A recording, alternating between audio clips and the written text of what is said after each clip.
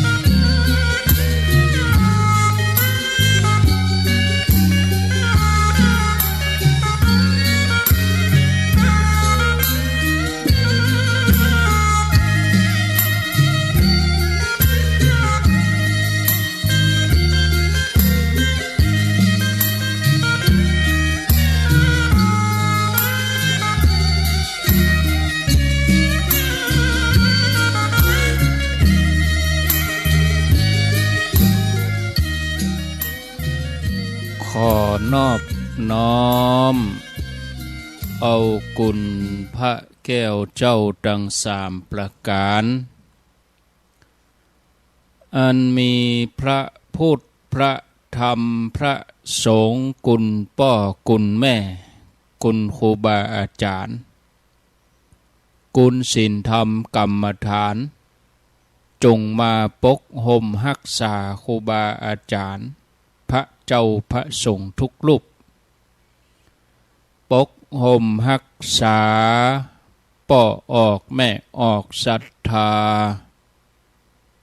ตั้นสาธุชนคนดีผู้สนใจใฝ่ในธรรมทุกท่านขอถวายความเคารพแสดงความนับถือพระมหาเถระ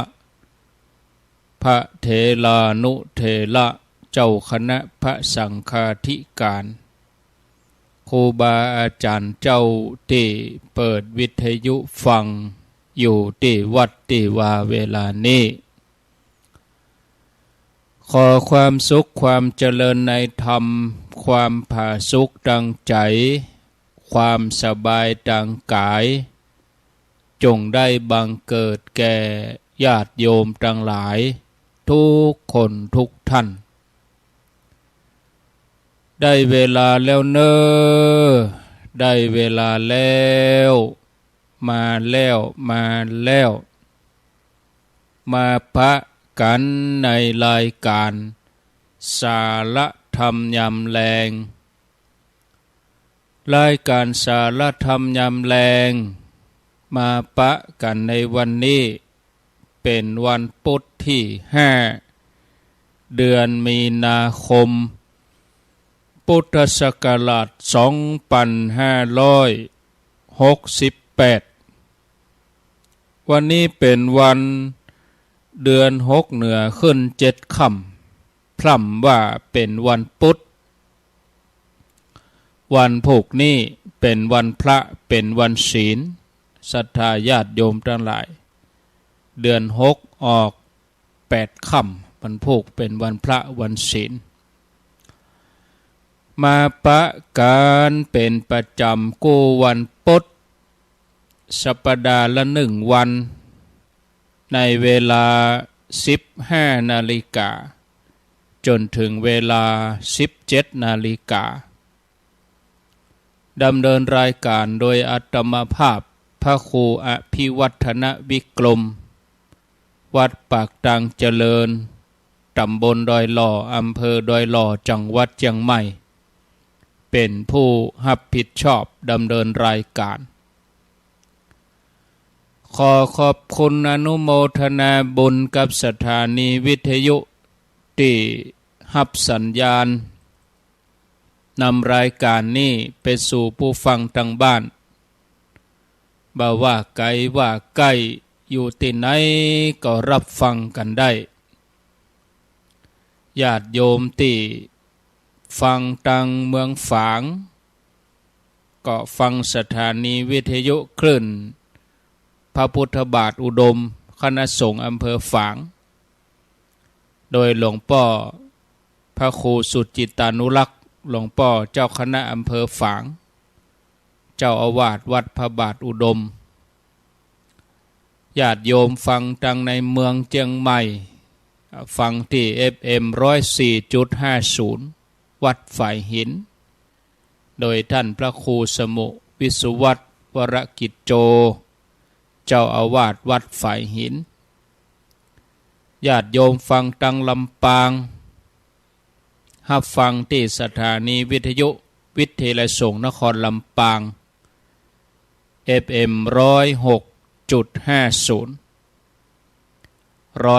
106.50 ที่วิทยาลัยสงฆ์นครลำปางก็ได้ฟังอย่างที่หลากหลายญาติโยมติดตามทาง Facebook ออนไลน์ YouTube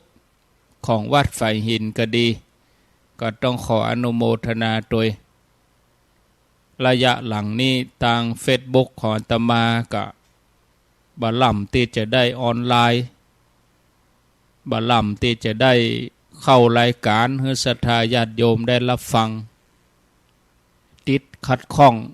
หลายสิ่งหลายอย่างกับเรื่องของเทคโนโลยีเนี่ยศรัทธาญาติโยมก็แก้ไขกันไปหลายท่านก็รอฟังหลายสัปดาห์บ่ได้เข้ารายการก็จะเป็นเดือนแล้วก็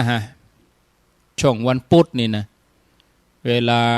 บ่าย3ถึง5 โมงแรงเนี่ยตั้งแต่ปีใหม่มาเนี่ยปี68มานี่บ่ล่ำได้เข้ารายการรูปอื่นตนอื่นแตนพ่องธุระบางธุระมันก็ตรงกับวันที่จัดรายการประชุมกาอันยังกาศรัทธาญาติโยมเวลาเดียวกันนะพิธีการบางอย่างก็ทำเวลาตอนบ่ายเริ่มบ่าย2เอาไปอยู่ที่งานปุ่นเนี่ยจะมาเข้ารายการก็บ่ทันบางทีพิธีเริ่ม4 โมง3 โมงเกิงก็ต้องออกวัดไปแล้วอีกก็มีก็บ่ล่ำได้เข้ารายการวันนี้มาปะกันโดยเหตุหลายอย่างเหตุที่1ก็คือธุระบะหมี่ภาคบ่ายนี่นะว่างเว้นเหตุที่2ก็ไฟฟ้าก็บ่ดับอินเทอร์เน็ตก็ดี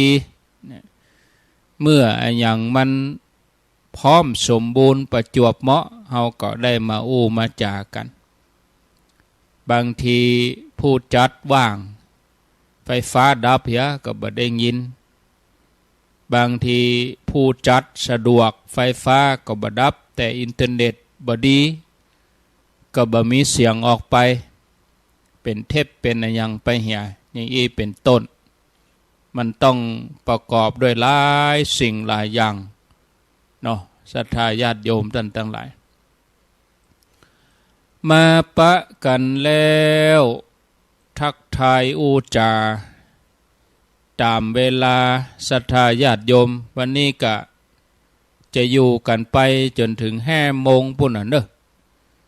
โอ้เวลามันโวยนะเผลอกำเดียวบ่ได้นี่ปุ๊บปั๊บปุ๊บปั๊บเวลาล่วงเลยไป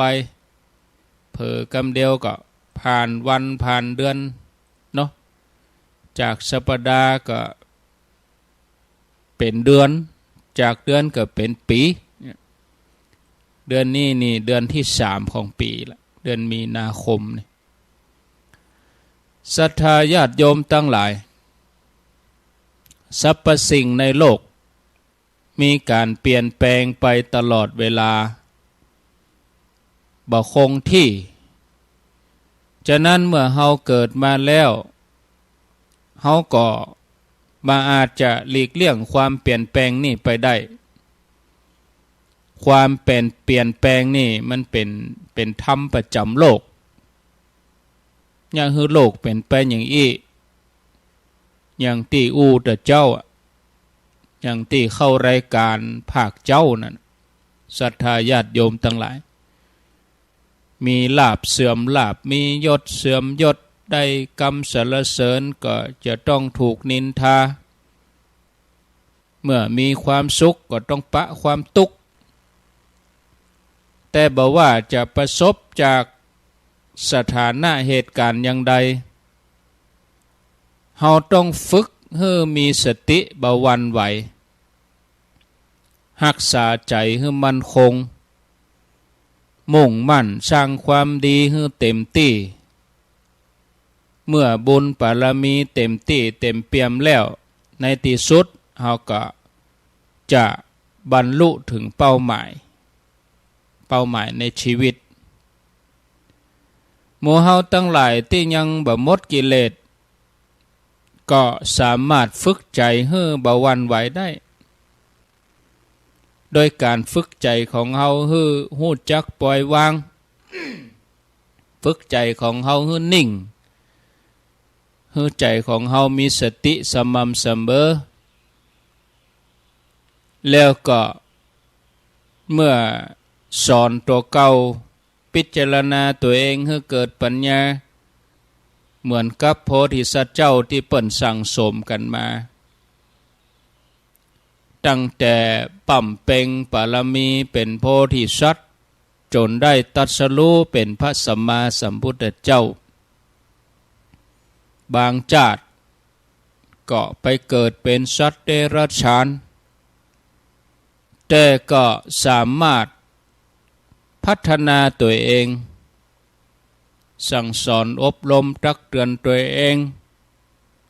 เมื่อต้องปะกับโลกธรรม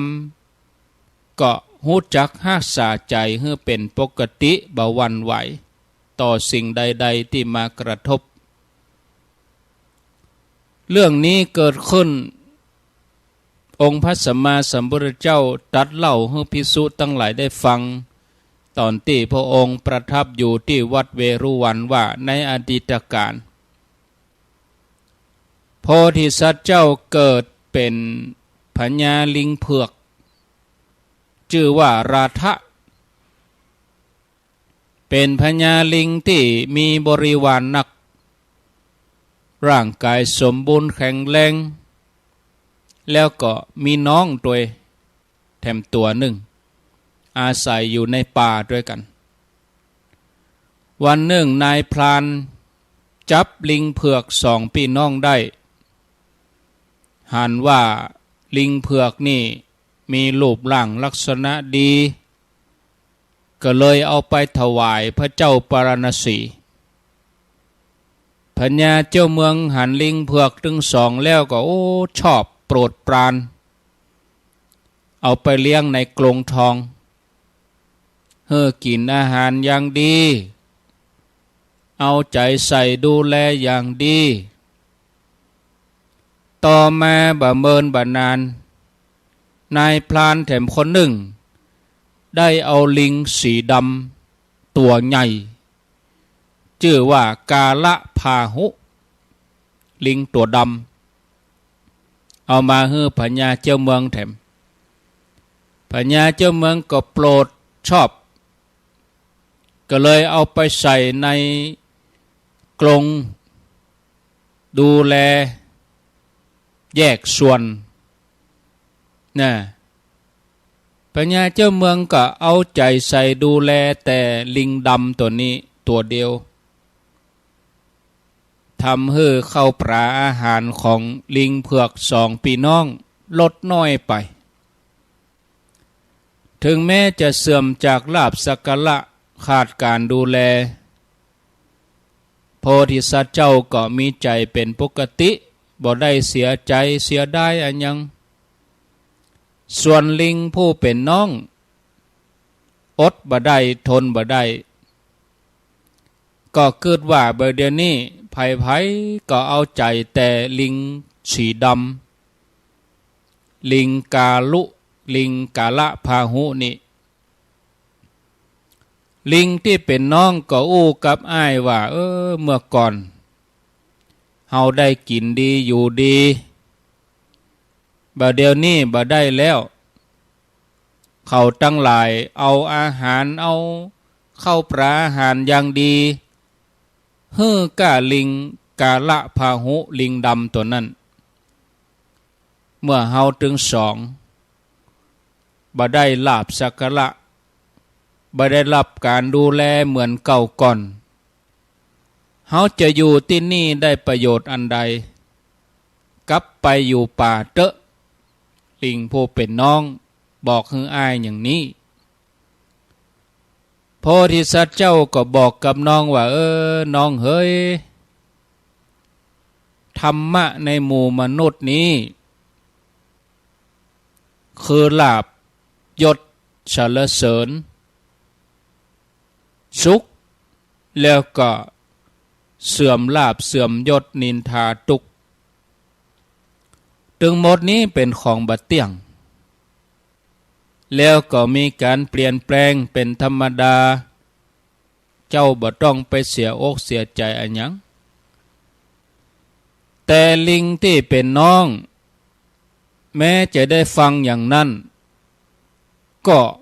บ่สามารถจะลดความอิจฉาริษยาในลาภสักการะของลิงด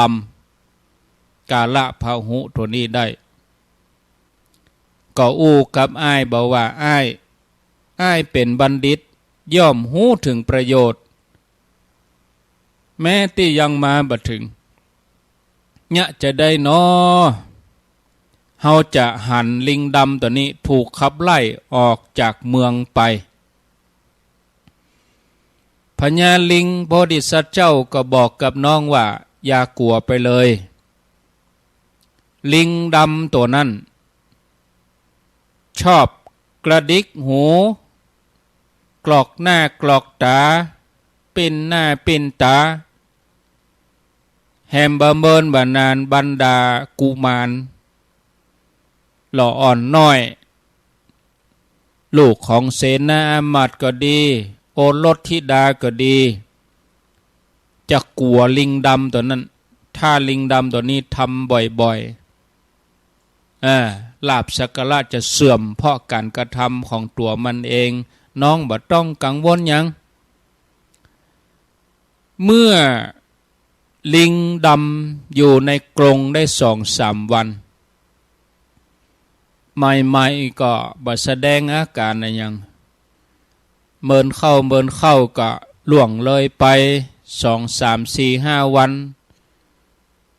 ทุกอย่างก็เป็นไปตามที่ลิงโพธิสัตว์เจ้ากล่าวก็คือลิงดำตัวเนี้ยเล่นหน้าเล่นตาโมกตาเข้าใส่พ่องเนี่ย เขย่ากลงพ่องกระโดดทำให้ราชกุมารพระโอรสพระธิดาตลอดจนถึงลูกของเสนาอมาตย์ตกใจปัญญาเจ้าเมืองทรงทราบก็เลยรับสั่งให้ไล่ลิงตัวนี้ลิงดำตัวนี้ออกจากเมืองไปเสียตั้งแต่นั่นเป็นต้นมาเข้าป่าอาหารหลับชักละลิงเผือกสองพี่น้องก็ปิกมาเพิ่มโพนดังเก่าศรัทธาญาติโยมจะหันว่าพระพุทธเจ้าของเฮาแม้ในขณะที่ยังบำเพ็ญบารมีเป็นโพธิสัตว์เจ้าอยู่นั่นบางจากต้องไปเกิดเป็นสัตว์เดรัจฉานแต่ปัญญาบารมีที่เปิ้นสั่งสมไว้เมื่อนานโดยการฝึกสมาธินับพบนับจาดบ่ถ้วนก็ทำให้ท่านพิจารณาจิตใจมั่นคงบ่หวั่นไหวในความเปลี่ยนแปลงของโลกธรรมบ่ต้องเป็นทุกข์เป็นร้อนกับเหตุการณ์ต่างๆที่มากระทบส่วนผู้ที่บ่ได้มันฝึกปฏิบัติจะมีอาการขึ้นลงง่ายกำเดียวดีกำเดียวให้กระเดียวฮ้อนกระเดียวเย็นกระเดียวดีใจกระเดียวเสียใจนี่ใจนั่นก็จะคล้อยไปตามสิ่งที่มากระทบง่ายๆอย่างนี้เปิ่นห้องว่าจิตหวั่นไหวหวั่นวิตกนะแล้วจะใดจิตบังฮื้อหวั่นไหวเฮาก็จะต้องเอาจิตของเฮานี่มาพิจารณาการกระทำของเฮาทุกกิริยาทุกอาการจะยืนเดินนั่งนอนกาอย่างเฮาทั้งหลายอยู่ประเดี๋ยวนี้นั่งฟังวิทยุอยู่กาขับรถอยู่กาทำงานอยู่กานอนอยู่กานั่งอยู่กาก็พิจารณาไปตามอาการเฮาจะได้ดวงธรรมมานุปัสสนาสติปัฏฐานเป็นดวงแรกเกิดขึ้นเนี่ยศรัทธาญาติโยมเฮาพิจารณาไปเรื่อยๆอ่ะนะก็จะเกิดสติขึ้นมาเฮาก็บ่หวั่นไหวศรัทธาญาติโยมทั้งหลายจิตใจมั่นคงเฮาพิจารณาไปอย่างนี้ก็จะดีกับตัวของเฮาเองศรัทธาท่านผู้ฟังสาธุชนคนดีทั้งหลายชีวิตของเฮานี่เปรียบเหมือนการเดินทา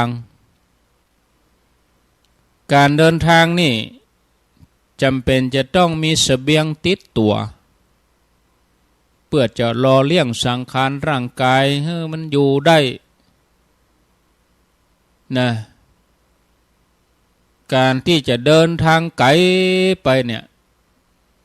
ต้องมีเสบียงนี่เพียงพอ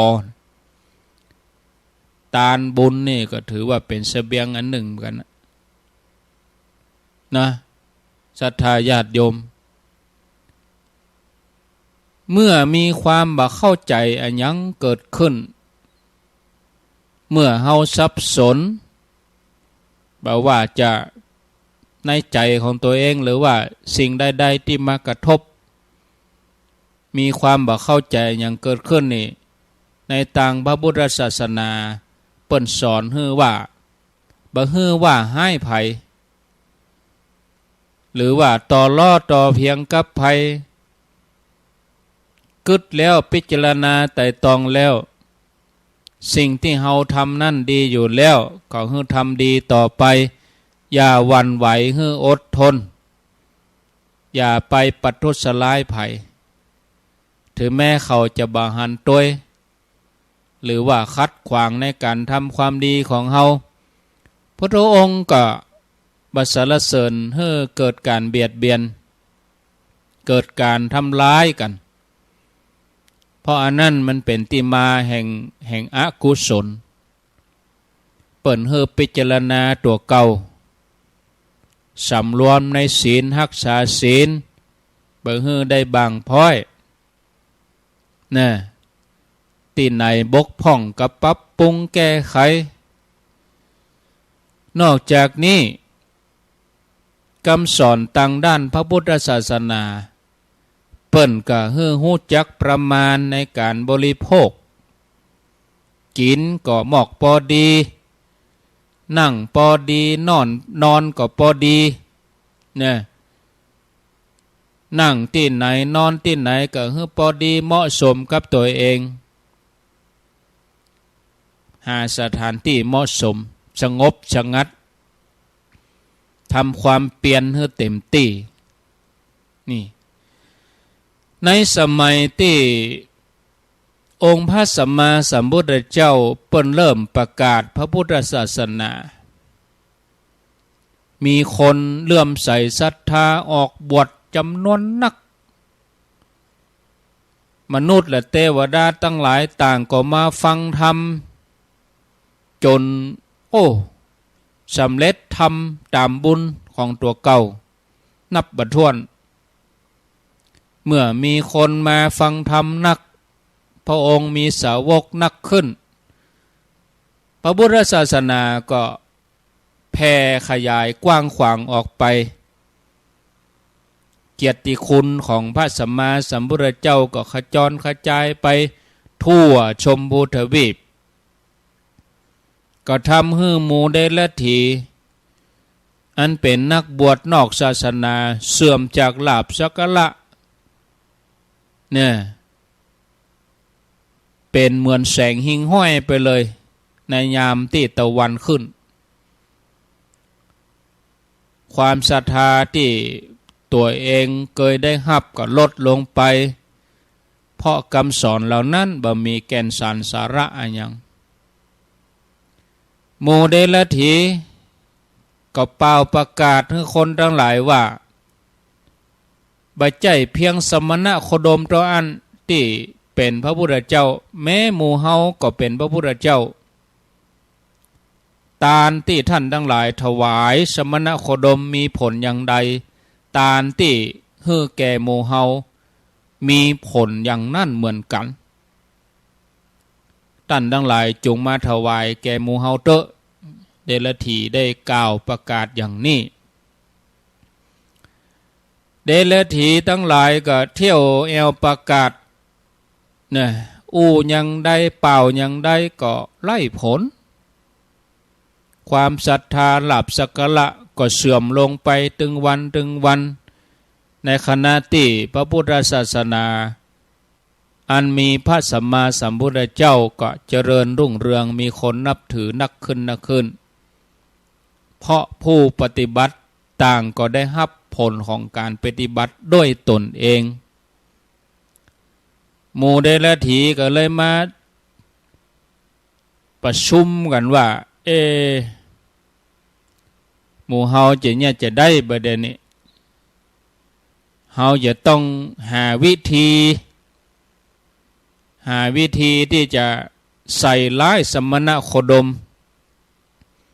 เพื่อให้เกิดความมัวหมองคนตั้งหลายจะได้เสื่อมศรัทธาแล้วก็ปิกมาศรัทธาหมู่เฮาตามเดิมหลักสักการะของเฮาก็จะได้มีในกรุงสาวัตถีมีแม่หญิงงามคนหนึ่งเป็นปริภาชิกาเป็นสาวกของหมู่เดรัจฉีเป็นแม่หญิงงามชื่อว่านางจินจามานวิกางามเหมือนดังนางฟ้าบนสวรรค์หมู่เดรัจฉีหมู่นั้นกึศที่จะใจนางเนี่ยเป็นเครื่องมือในการล้มล้างพระพุทธศาสนาเมื่อนางจินจามานวิกาไปสู่ที่อารามของหมู่เดรัจฉีหมู่เดรัจฉีก็แกล้งกล่าวให้นางหันใจว่าสมณะโคดมเนี่ย ทำให้หมู่เฮาตุกใจต้องเสื่อมจากลาภสักการะได้รับความลำบากถ้าหากว่าเธออยากให้หมู่เฮามีความสุขจงหาโทษใส่ความสมณะโคดมถ้าเธอทำได้เนี่ยจะเป็นบุญกุศลที่ยิ่งใหญ่เนอะนั่นนางจินจามานวิกาก็ลงเชื่อก็ตกลงทำตามคำแนะนำของโมเดลถีตกแมลงมาก็เริ่มแผนการที่ให้มุ่งหน้าไปที่วัดพระเชตวันแต่งตัวเรียบร้อยถือเข้าตอกดอกไม้ของหอมเข้าไปเดินสวนทางกับสาธุชนทั้งหลายที่เปิ่นปิกมาจากฟังธรรมเปิ่นออกวัดเหมือนแรงตัวเข้าวัดเหมือนแรงเปิ่นเข้าวัดเมื่อเจ้าตัวออกวัดเมื่อเจ้าส่วนกันนะคนตั้งหลายก็ถามว่าเธอจะไปไหนเปิ่นฟังธรรมกันหมดแล้วออกวัดกันหมดแล้วจบพิธีแล้วนางจินจามานก็ว่าไปเข้าเฝ้าพระพุทธเจ้าบอกกองลับสายตาคนแทนที่จะเข้าไปวัดแว่ออกข้างทางไปซึ่งที่อยู่ของมูเดลถีนี่ก็อยู่ใกล้ๆกับวัดเชตวันในตอนเจ้าเมื่อคนทั้งหลายจะไปทำบุญเมื่อเจ้าอย่างเมื่อเจ้าวันพุธเนาะคนทั้งหลายกำลังเข้าวัดไปนางจินจามานนี่ก็ทำทีทำท่าเหมือนออกจากประตูวัดมาเดินสวนทางกับคนทั้งหลายเหล่านั้นคนทั้งหลายก็ถามว่าโหลูกไหนมานี่ออกวัดมาอย่างเมื่อเจ้าเนี่ยนางจินจามานนี่ก็ว่าก่อนนอนในวัดเนี่ยลูกวัดมาก็นอนในวัดเนี่ยทำอย่างนี้เป็นเดือนนะญาติโยมเมื่อทำแล้วทำแถมทำแล้วทำแถมเอาคนก็เริ่มคล้อยตามกำน้อยนะนางนี่ก็เลยตอบประโยคที่สองที่กึดไว้วางแผนไว้คนก็ถามว่าเข้าไปวัดแล้วไปนอนที่ไหนนางจินจามานนี่ก็ไปนอนในกุฏิสมณะโคดมบนแล้วพุทธบริษัทตั้งหลายที่เป็นปุถุชนคนธรรมดาก็เกิดความคลางแคลงสงสัยบางคนก็เชื่อก็มีเสียงวิพากษ์วิจารณ์กันขึ้นมาทุกวี่ทุกวันล่วงเลยไป3-4 เดือนนางจินจามานวิกานี่ก็ทำทีทำท่าเหมือนคนที่เปิ่นตั้งครรภ์โดยเอาผ้าปันตีต้องพอแล้วก็หื้อมันหนาใหญ่ขึ้นมาแล้วก็หื้อโมเดลถีเนี่ยไปโพลธนาไปบอกว่านางจินจามานวิกานี่ตั้งครรภ์กับสมณะโคดมเวลาผ่านไป8 เดือน 9 เดือนนางจินจามานนี่ก็ทำท่าว่าต้องแก่โดยตีเอาไม้มาวางตีต้องมัดเรียบร้อยก็เอาผ้าห่มทับแล้วก็ฮื้อโมเดลถีเนี่ยลงทุนขนาดยอมเจ็บนะเอาไม้บุบหลังตีนฮื้อตีนบวมคนตีมานใกล้คลอดนี่ตีนจะบวมโมเดลถีก็เอาไม้บุบหลังเท้าของนางจินจามานนี่กับบวมนะตกแมลงขณะที่พระพุทธเจ้าแสดงธรรมแก่คนทั้งหลายนางก็เดินเข้าไปท่ามกลางฝูงชน ยุดยืนต่อหน้าพระพักตร์พระศาสดาอู้ขึ้นเสียงดังว่าพระองค์ดีแต่เทศแต่สอนคนอื่นบัดนี้คันของหม่อมฉันแก่แล้วบาหันมาสนใจทำไมพระองค์บ่รีบไปหาสถานที่สำหรับคลอดลูกของเฮาหากพระองค์บ่ทำเองก็น่าจะบอกผู้อุปถากให้จัดการนางกล่าวอย่างนี้ว่าอย่างนี้ท่ามกลางคนทั้งหลายโดยที่บ่มีความละอายพระพุทธเจ้าก็นิ่งแล้วก็ตรัสด้วยเสียงอันราบเรียบว่าดูก่อนกรรมที่เธอกล่าวมีแต่เราและเธอเท่านั้นที่รู้แล้วพระองค์ก็นิ่งคนทั้งหลายที่ตั้งมั่นก็บ่หวั่นไหวแต่คนที่มีจิตใจบ่ตั้งมั่นก็อินทรีย์อ่อนไขว้เขวเกิดความคลางแคลงสงสัยอู้กันลือกันไปต่างๆนานานางจินจามานวิกาว่าอยู่หั่นละบัญญังปากจนเป็นเหตุเฮ่อที่นั่งของพญาอินทร์ฮ้อนพญาอินทร์ฮู้ว่านางจินจามานวิกานี่กล่าวหาพระพุทธเจ้าโดยกรรมบ่จริงพญาอินทร์จะชำระคดีให้หมดจด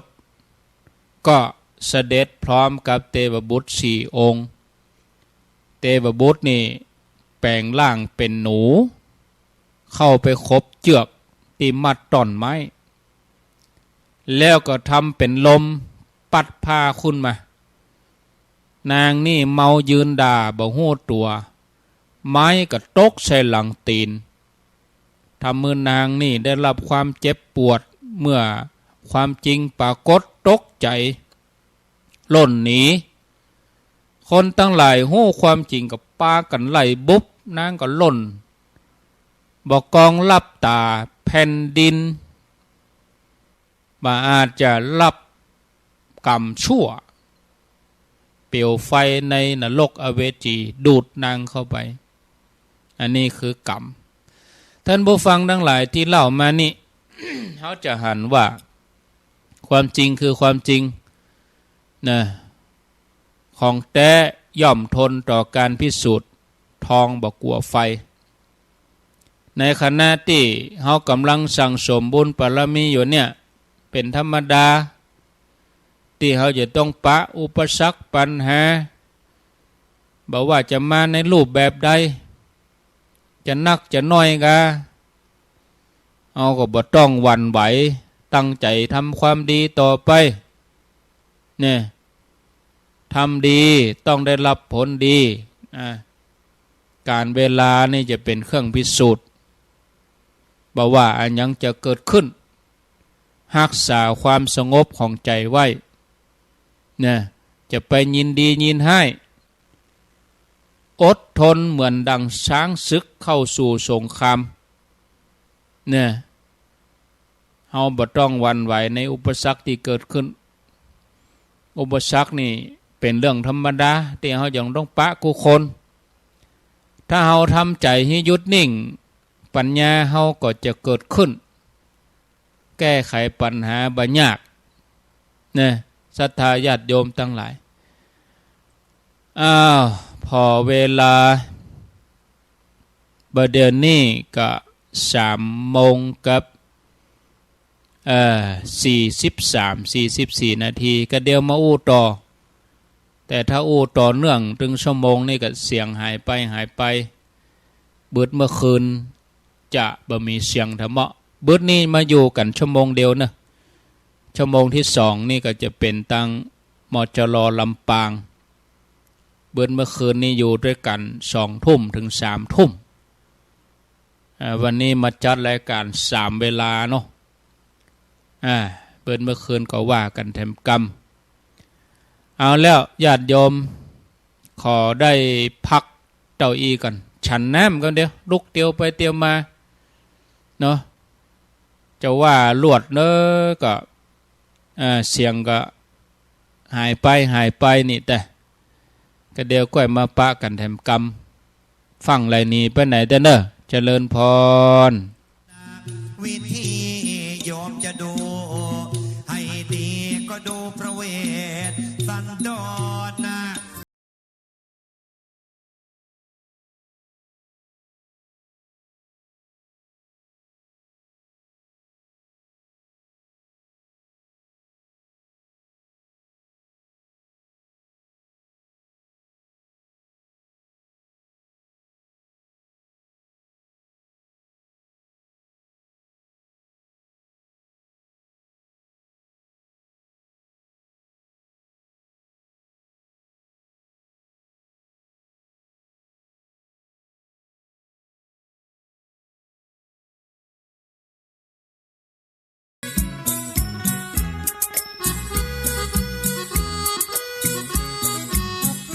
เดินชมปักษาที่ชาชาดล้วนนางนัดกินนอนอันนงบางบินเล่นนะระเริงลงล้วนอันนองจากกรุงนี้เชิญร่วมงานโครงการเทศมหาชาติชาดก13กัน3ธรรมาสน์เทศโดยพระอาจารย์ราชันอริโยพร้อมคณะชุดใหญ่พบกับทศพลหิมพานต์นักแหล่ตำนานลูกคอ9 ชั้นชมความสามารถน้องผักบุ้งนักแหล่ชื่อดังขวัญใจวัยรุ่นเด็กๆเทศณวัดทรายมูลตำบลแม่กาอำเภอสัมปะตองจังหวัดเชียงใหม่วันอาทิตย์ที่16มีนาคมจัดโดยพระครูสังวรศรีราภิรักษ์เจ้าอาวาสวัดทรายมูลวัฒนธรรมอำเภอสัมปะตององค์การบริหารส่วนตำบลแม่กากลุ่มอาสาเลิศพันธ์สะพานบุญศรีพลอยประดับยนต์เพื่อส่งเสริมพระพุทธศาสนาสร้างหอระฆังจัดซื้อข้าวสารอาหารแห้งให้กับผู้ยากไร้ผู้ด้อยโอกาสผู้ป่วยติดเตียงในเขตจังหวัดเชียงใหม่และจังหวัดลำพูนขอเชิญทุกหน่วยงานบริษัทห้างร้านต่างๆกลุ่มคณะต่างๆหมู่บ้านชุมชนทุกท่านทุกคนร่วมฟังเทศ13กัน3ธรรมาสน์ร่วมรับเป็นเจ้าภาพกันเทศโรงทานความสามัคคีร่วมด้วยช่วยกันอานิสงส์สูงยิ่งนักเป็นมงคลชีวิตต่อตนเองและผู้อื่นความสำเร็จก็บังเกิดขึ้นขอขอบคุณยินดีต้อนรับพี่น้องต่างจังหวัดต่างอำเภอต่างหมู่บ้านที่แจ้งมาจะเดินทางมาร่วมในงานนี้วันอาทิตย์ที่16มีนาคมณวัดทรายมูลตำบลแม่กาอำเภอสัมปะตองจังหวัดเชียงใหม่เทศตั้งแต่เวลา 9 นาฬิกาถึง 17 นาฬิกาขอเชิญร่วมรับเป็นเจ้าภาพกันเทศ13กันและรับเป็นเจ้าภาพโรงทานติดต่อ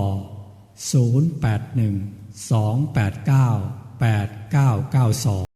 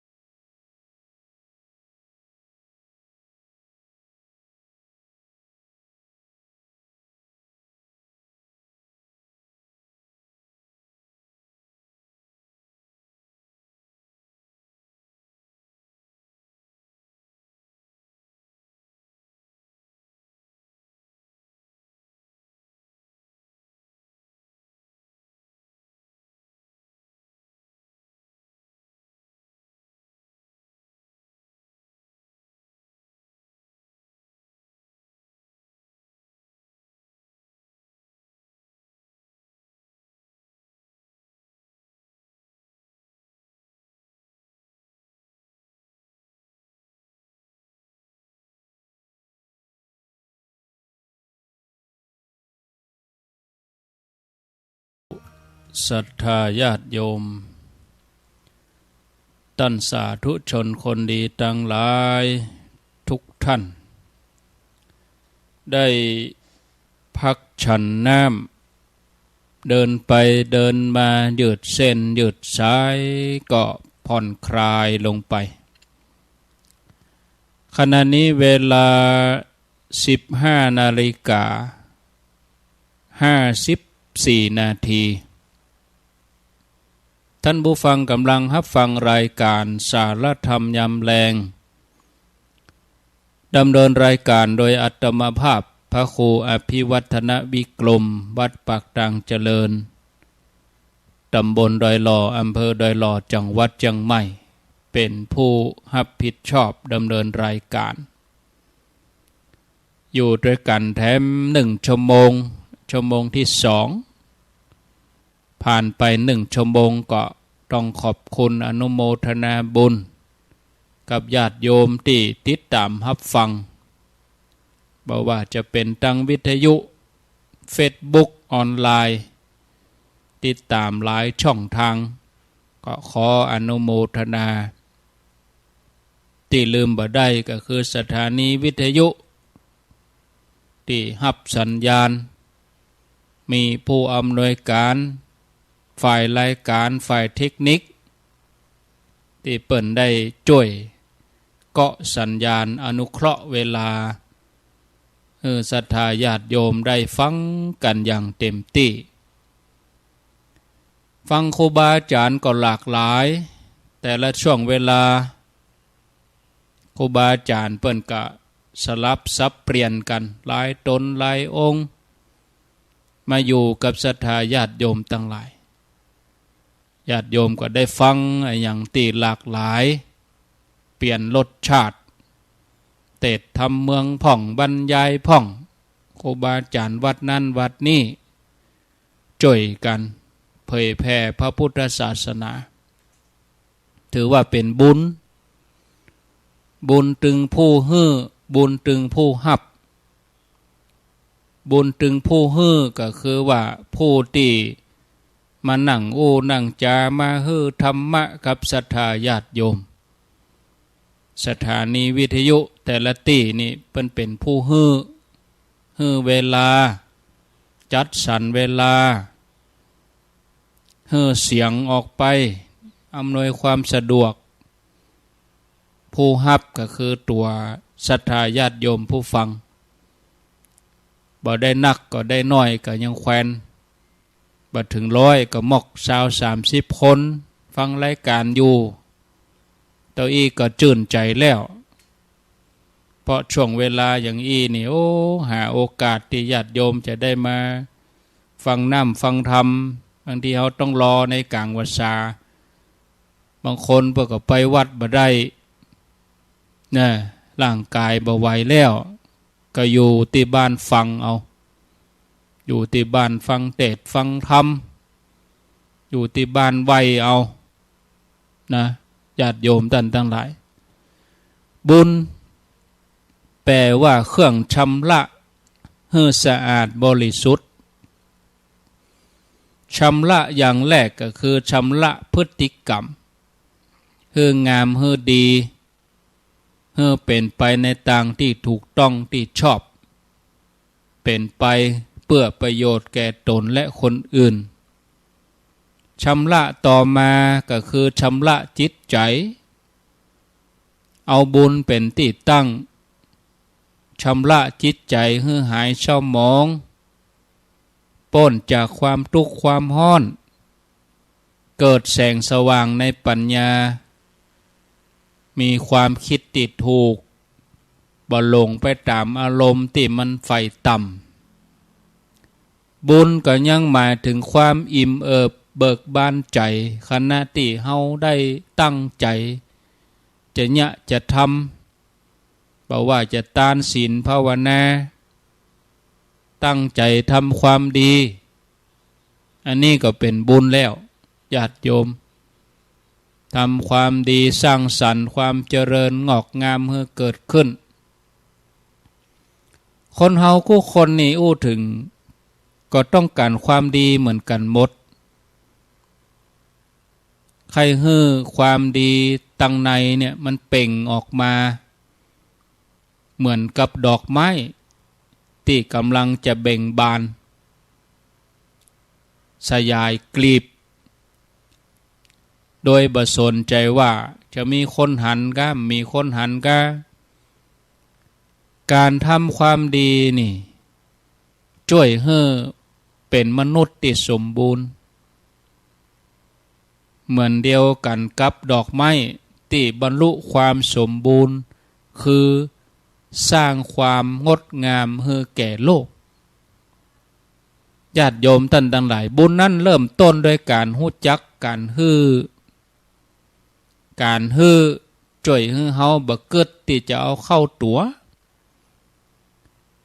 จิตที่เกิดจะเฮ้อยิ่งใหญ่กว่าจิตที่เกิดจะเอาชีวิตที่เกิดแต่จะเอานั่นมันเป็นชีวิตที่บ่สมดุลจิตเกิดจะเอาเป็นจิตที่คับแคบหันแก่ตัวทำให้เป็นคนที่บ่น่าฮักแล้วก็มีความสุขยากศรัทธาญาติโยมทั้งหลายลูกหลานเยาวชนเมื่อเขาใหญ่ขึ้นมาก็เพราะว่าเป็นฝ่ายฮับจากคนอื่นมาตลอดเป็นฝ่ายที่ฮับจากพ่อจากแม่ตั้งแต่นมอาหารความอบอุ่นความโหแต่ถ้าบ่ฮู้จักฮื้อเหี่ยเลยก็จะบ่เกิดความเข้าใจนะถ้าบ่ฮู้จักฮื้อเหี่ยเลยก็จะเป็นความเข้าใจผิดว่าชีวิตนี้เกิดมาเพื่อเป็นผู้ฮับฝ่ายเดียวการที่เขาจะบอกลูกบอกหลานให้ฮู้จักฮื้อคือการสอนให้เขาข้อแรกว่าเมื่อฮับแล้วต้องฮู้จักฮื้อ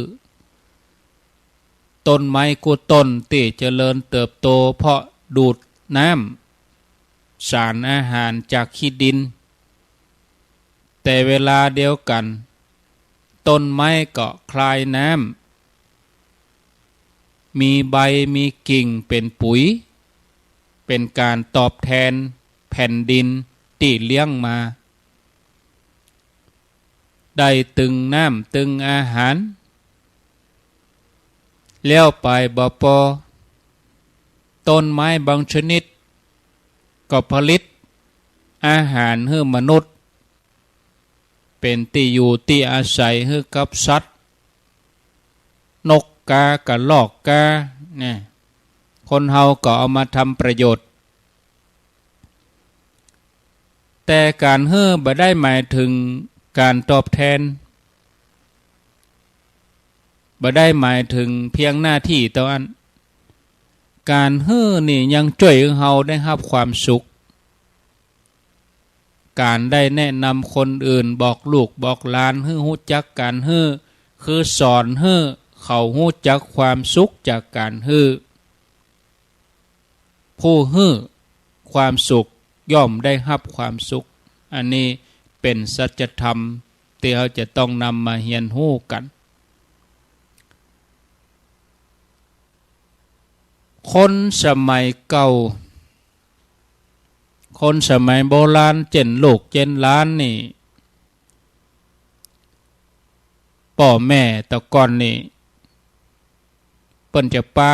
ลูกปาหลานโนใส่บาตรทำบุญไปวัดไปว่าใหม่ๆก็เป็นฝ่ายเฝ้าพ่อพ่อแม่เนี่ยพ่อก่อนพ่อแม่พ่อปู่ย่าตายายเอาอาหารข้าวหวานใส่บาตรต่อไปก็ใส่บาตรด้วยตัวเองใส่แล้วก็ให้ไว้เนอะการถวายของให้พระถือว่าเป็นบุญแต่บุญบ่ได้จำกัดอยู่ตัวอีให้ของกับคนอื่นให้คนที่เปิ่นทุกข์ยากลำบากก็ถือว่าเป็นบุญเหมือนกันสละของเล่นของตัวเก่าใ ละอ่อนตีเปิ่นด้อยโอกาสเฮาอยู่ในเมืองโอกาสที่จะเข้าถึงมีนักเสียสละช่วยเหลือนอกจากฮือเงินแล้วฮือสิ่งของแล้ว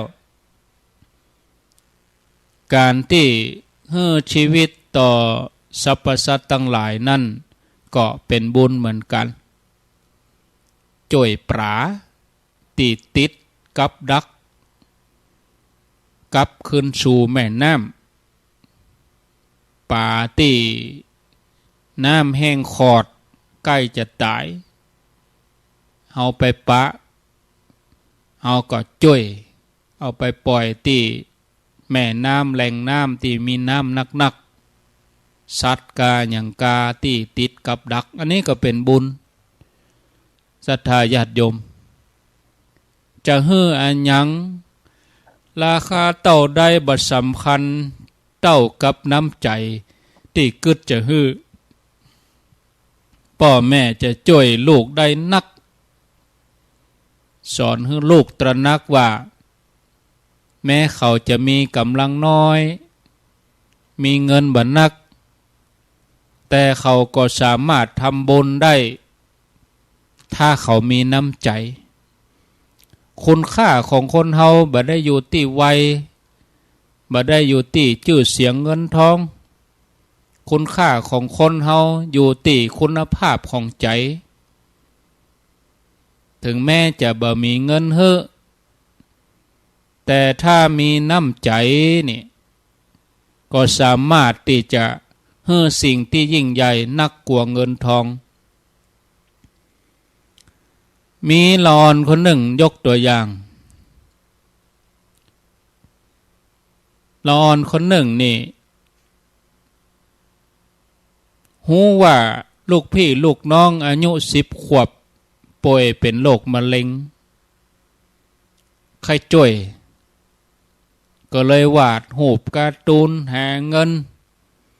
เพื่อจะรักษาน้อง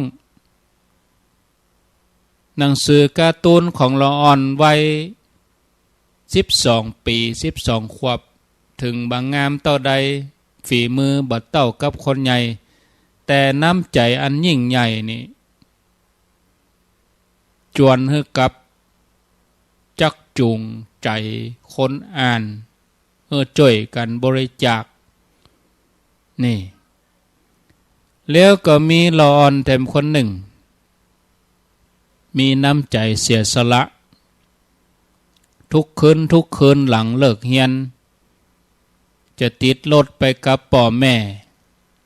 เพื่อไปช่วยผู้ที่ประสบอุบัติเหตุตามท้องถนนพอจะมีกำลังเป็นคนจดทะเบียนรถที่ประสบอุบัติเหตุบางครั้งก็ทำหน้าที่จราจรโบกรถอุ้มคนไปส่งโรงยาถึงแม้จะอายุวัยเพียง 14-15 ปีต่ออันแต่ความเสียสละของเธอยากที่คนใหญ่บางคนจะทำได้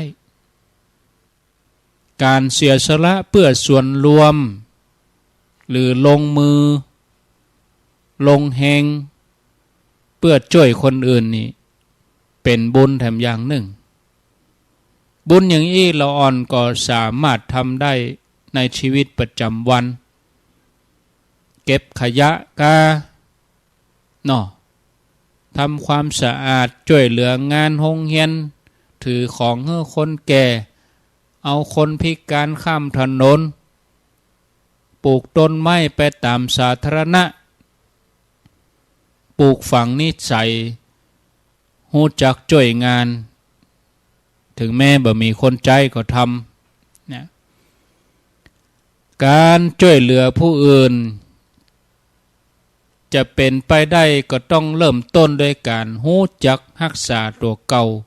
บ่ให้ก่อเกิดความเดือดร้อนกับไผบ่เอาเปรียบส่วนรวมบ่ฆ่าสัตว์ลักขโมยฉ้อโกงล่วงละเมิดของหักของหวงคนอื่น บ่เข้าหาสิ่งเสพติดบุญประเภทนี้นี่ห้องว่า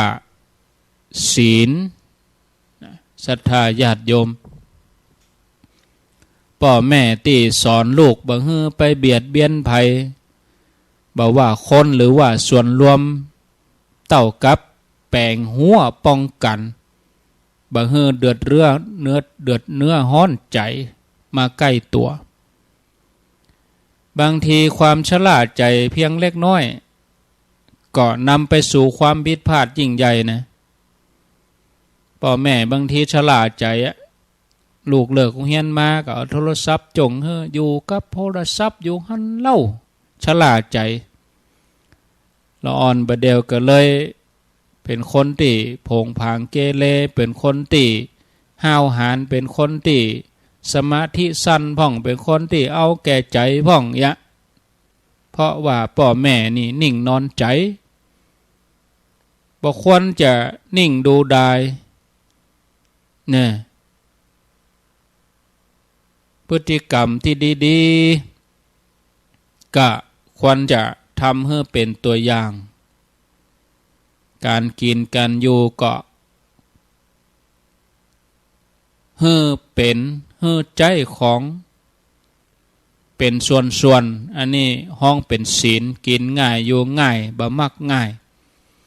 เลือกกินสิ่งที่เป็นประโยชน์บัดตามใจปากบัดตามใจบัดตัวใจมันเป็นอันตรายแก่ร่างกาย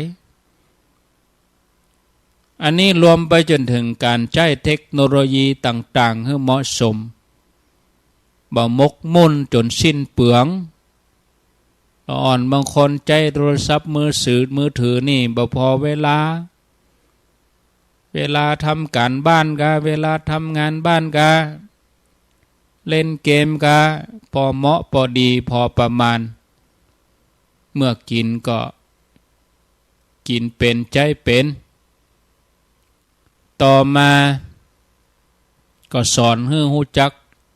จับจ่ายใจสอยฮู้จักประหยัดบ่ติดนิสัยอวดร่ำอวดรวยแข่งขันหรือว่าไปหลงติดอบายมุขการพนันเอวตามสถานเริงรมศรัทธาญาติโยมทั้งหลายคนเฮานี่สามารถทำบุญได้ตลอดเวลาบอกว่าที่บ้านที่วัดตามท้องถนนบ่มีเงินบ่ใจเงินก็ทำบุญได้แม้กระทั่งนั่งอยู่ฟังเทศน์ฟังธรรมอยู่ฟังรายการฟังวิทยุทำใจให้ถูกต้องเกิดจิตรู้สึกดีๆขึ้นมาจิตผ่องใสโปร่งเบาสบายก็เป็นบุญได้ยินก็ปราบปลื้มเมื่อหันคนอื่นเปิ้นทำความดีบ่อิจฉาตาร้อนบ่ค่อนแค่ว่าเฮ้อเปิ้นการที่เฮาสอนให้ลูกชื่นชมคนอื่นชื่นชมความดีเป็นการสร้างนิสัยไฟดีให้กับลูกคะแนนเดียวกันเมื่อทำความดีก็บ่ห่วงความดีไว้คนเดียวจักจวนเปิดโอกาสให้คนอื่นมาร่วมทำความดีตัวตลอดจนถึงแผ่บุญแผ่กุศลความดีตัวเก่านั่นไปให้คนอื่นให้เขาได้รับประโยชน์อันนี้ก็เป็นบุญเหมือนกันการทำบุญที่ใจแห่งอย่างหนึ่งก็คือมีความอ่อนน้อมถ่อมตนบ่ถือตัวถือตนบ่ดูถูกผู้อื่นเพราะหันเขาว่ามีอายุน้อยกว่าเฮียนน้อยกว่าฐานะต่ำต้อยกว่าแม้กับคนงานลูกน้องคนรับใจก็บ่ควรใจอำนาจบาดใหญ่ข้อนี้รวมไปจนถึงการบ่ดูถูกคนที่เปิ่นมีความหันต่างจากเฮาต่างชาติต่างศาสนาบ่ควรไปดูถูกเขาการทำบุญที่ใจทำให้ใจเป็นกุศลแล้วก็มีความสุข ตรงกันข้ามกับการอิจฉาคนอื่นที่เปิ้นทำดีกว่าตัวหรือว่าถือตัวถือตนทำให้ใจห้อนเครียดง่ายแต่ถ้าใครให้มีสุขภาพใจที่สมบูรณ์นี่ควรจะฝึกใจให้มีภูมิคุ้มกันเนี่ยสมาธินี่ช่วยได้ศรัทธาญาติโยมตัวฝึกสมาธินี่นะ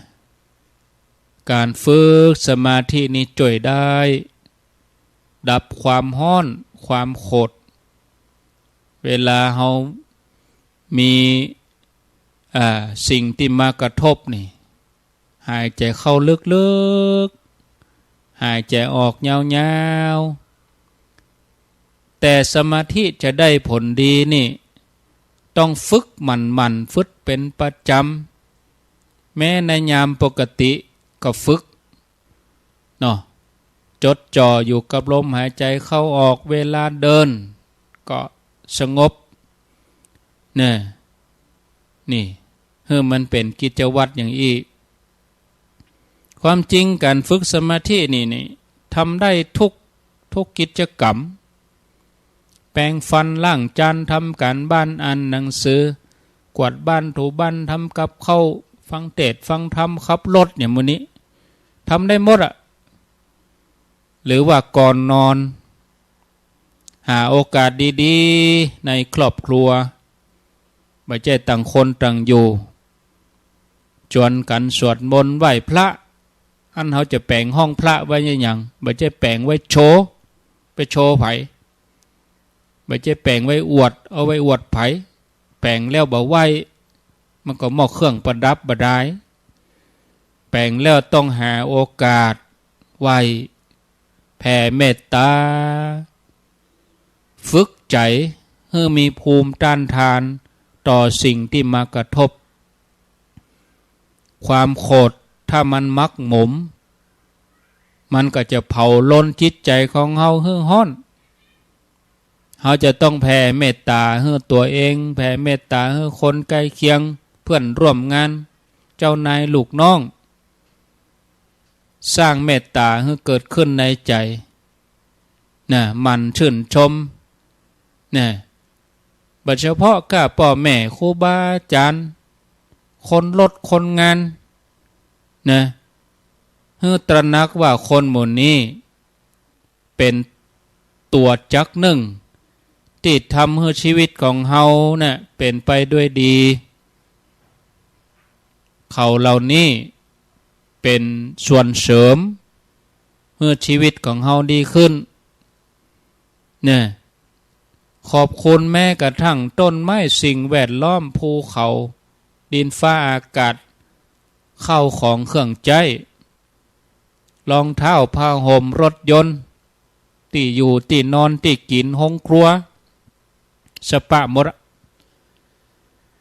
ถ้าเขาแผ่ใจอย่างนี้นะจิตใจของเขาจะห่วงใยธรรมชาติบ่ใจสิ่งของอันอย่างทิ้งขว่างการแผ่เมตตานี่มีอานิสงส์ศรัทธาญาติโยมมีอานิสงส์นักนะฝึกใจเมื่อเฮาสงบแล้วถ้าจะให้ดียิ่งขึ้นไปศรัทธาญาติโยมก็ฝึกให้มีปัญญาตัวก็คือกึดถูกกึดชอบเมื่อประสบกับอันยังก็ตามก็เอาหลักความถูกต้องนั้นมาตั้งบ่ใจเอาถูกใจเวลาถูกด่าถูกว่าถูกตักเตือนถึงแม้บ่ถูกใจแต่ก็ฮับฟังเพื่อใคร่ควรว่าที่เขาอู้นั่นถูกต้องก็เนี่ยยังประโยชน์ให้เกิดขึ้นจากกรรมตำนี้ทำนองเดียวกันเวลากินอาหารก็บ่ได้เลือกที่ถูกใจถูกปากถูกลิ้นต้องเลือกที่ว่ามันเป็นประโยชน์ต่อร่างกายเขาก็ราคาเหมาะสมสมควรก็ รู้จักที่จะบริโภคบ่ตกเป็นทาสของสิ่งที่เย้ายวนนะ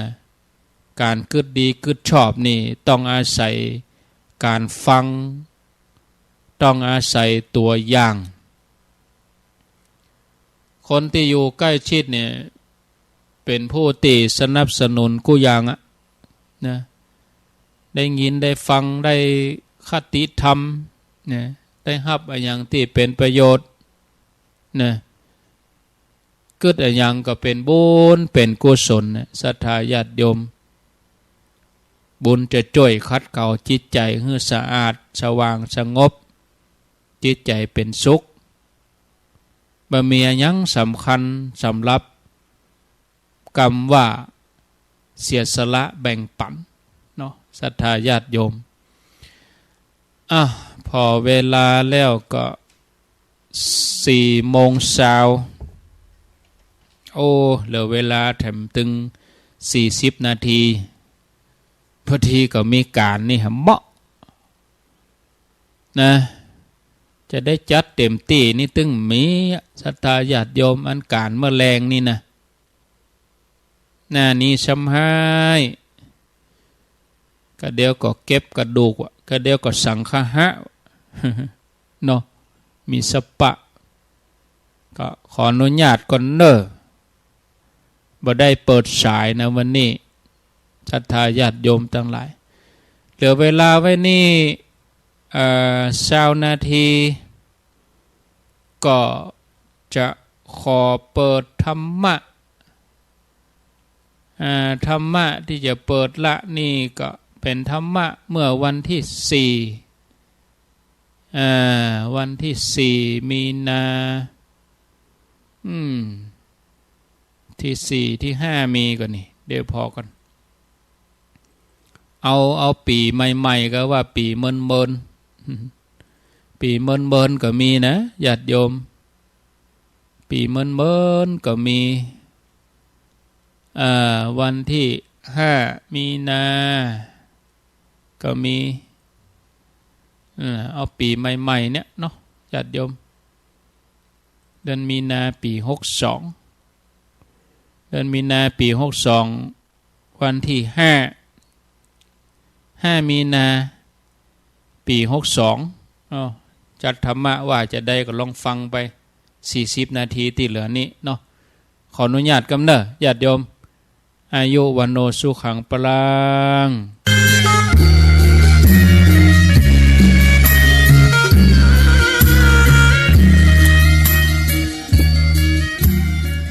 ขอนอบน้อมเอากุณพระแก้วเจ้าทั้ง3 ประการอันมีพระพุทธพระธรรมพระสงฆ์กุณพ่อกุณแม่กุณครูบาอาจารย์กุณศีลธรรมกรรมฐานจงมาปกห่มรักษาครูบาอาจารย์พระเจ้าพระสงฆ์ทุกรูปปกห่มรักษาป่อออกแม่ออกศรัทธาดันสาธุชนคนดีผู้สนใจใฝ่ในธรรมทุกท่านที่เปิดวิทยุฟังอยู่เวลานี้ถวายความเคารพแสดงความนับถือพระมหาเถระพระเถรานุเถระเจ้าคณะพระสังฆาธิการครูบาอาจารย์ที่เปิดวิทยุฟังจุตนจุองค์บ่ว่าจะเป็นหลวงพ่อหลวงลุงตุลุงตุปีตุน้องเปื่อนสหธรรมพระภิกษุสงฆ์องค์สมณเณรทั้งหลายครูบาอาจารย์เจ้าที่มีอายุพรรษามีการศึกษา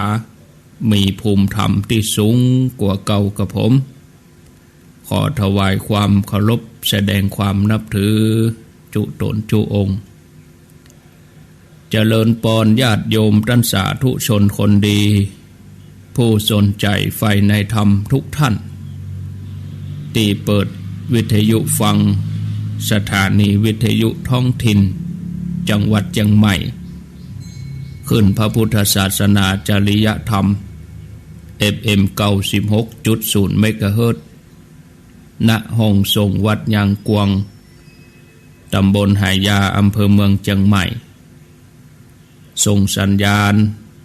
จากวัดยางกวงขึ้นบนสถานีแม่ข่ายบนวัดพระธาตุเจ้าดอยสุเทพรายการนี้มีชื่อรายการว่าสารธรรมยามแลงเป็นประจำกูแลงที่มาปะพ่อแม่พี่น้องทั้งหลายบ่าย 3เป็นต้นไปรับผิดชอบดำเนินรายการโดยอัตมาภาพพระครูอภิวัฒนวิกรมวัดปากตังเจริญตำบลดอยหล่ออำเภอดอยหล่อจังหวัดเชียงใหม่เป็นผู้ดำเนินรายการต่อจากรายการมรดกธรรมปืนบ้านล้านนารายการที่จบไปเมื่อตะกี้นี้ดำเนินรายการจัดรายการโดยหลวงพ่อพระครูวิสิทธิ์ศิลาภรณ์เจ้าคณะตำบลป่าแดดเจ้าอาวาสวัดวังสิงคำจากพลังพระในวังก็มาฟังพระอยู่ดอยก็คือตุเจ้าดอยหล่ออาตมาภาพจัดรายการอยู่ที่ดอยหล่อส่งสัญญาณผ่านระบบอินเทอร์เน็ตช่วงนี้ก็อาจจะคัดข้องพ่องศรัทธาญาติโยมบ่าว่าที่ไหนเพราะว่ามันเป็นช่วงของฤดูแล้งบางทีก็กิ่งไม้หักใส่เสาไฟโค่นใส่สายมันปุดพ่องแหมสักวางถ้าเข้าหน้าฝนนี่บนดอยสุเทพนี่ก็สถานีอาจจะดับเปิดเพราะว่ากระแสไฟพ่อง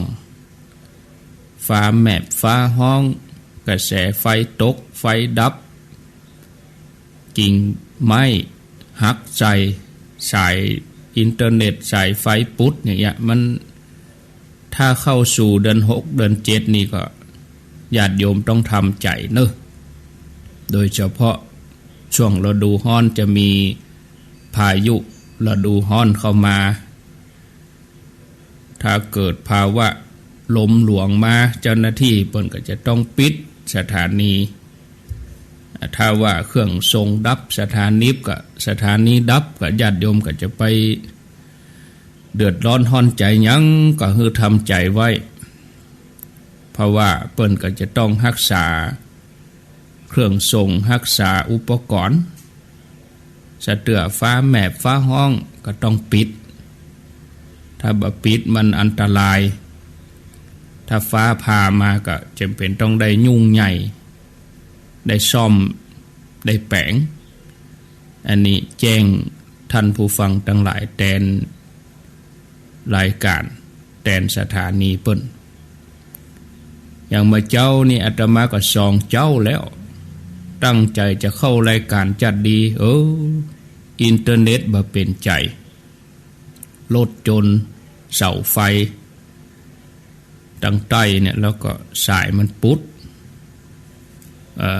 กลัวเปิ้นจะแก้ไขได้ก็ลำบากหน่อยศรัทธาญาติโยมท่านทั้งหลายทำให้อินเทอร์เน็ตนั้นปุดไปเลยบ่ได้เข้ารายการสะเตือก็จะแก้ไขได้ก็ปลาเข้าไปปอล่าปอขวายคนเฒ่าก็เป็นละวุ่นละวือโทรหาตนนั่นโทรหาตนนี้ถ้าว่าท่านหรือว่าท่านอรุณเปิ้นมีเบอร์โทรศัพท์ญาติโยมฮู้เบอร์เปิ้นเนี่ยถ้าจะสายฮ้อนหมดอาตมายังมีญาติโยมเขาโทรวันนี้ยังดักแซบหาก็ต้องขอบคุณเนาะก็แสดงว่ารายการนี้เข้าสู่จิตสู่ใจบ่ว่ารายการครูบาอาจารย์ตนใดก็แสดงว่าญาติโยมเปิ้นมีจิตมีใจที่จะฟังเปิ้นตั้งใจฟังแต่ใจจดจ่อแต่เปิ้นสนใจแต่ หายไปหมกชั่วโมง2 ชั่วโมงวัน2 วันก็ถามหาหรือบางอันถ้ามันดับไปสักนาทีนี่ก็ญาติโยมเขาก็ตึงบ่ค่อยม่วนน่ะอันนี้ก็แสดงว่าสถานีเข้าถึงจิตถึงใจศรัทธาญาติโยมท่านทั้งหลายแต่ว่านี่ได้อู้ถึงเรื่องโลกที่มากับความร้อนมากับฤดูร้อนคุณหมอเพิ่นถ้าจะฟังตัวกับหมู่ฮู้เพิ่นก็ว่าฝากแถมโลกนึงเหรอว่าโลกลมแดด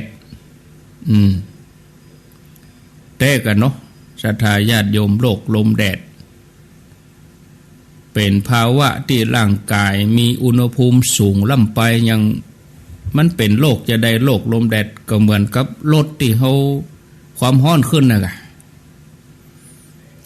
ลดความร้อนขึ้นเนี่ยเวลาเขานั่งรถยนต์ขี่เมื่อวันขี่ไปไกลความร้อนขึ้นนี่ต้องจอดนะต้องจอดอย่างเดียวให้มันเย็นแล้วก็เดินทางต่อแต่ถ้าเป็นคนเฮานี่ก็เกิดจากการสัมผัสอากาศที่ร้อนนะอากาศที่มันร้อนจัดเนี่ยเนาะแล้วก็ออกกำลังกายเป็นเวลาเมินเนี่ยนะศรัทธาญาติโยมท่านทั้งหลายบางทีก็ลำบากอากาศนี่มีส่วนเป็นผลกระทบเนาะศรัทธาญาติโยมท่านทั้งหลายก็สะเตือบางครั้งบางทีก็เกิดจากอุณหภูมิในร่างกายของเฮาเนี่ย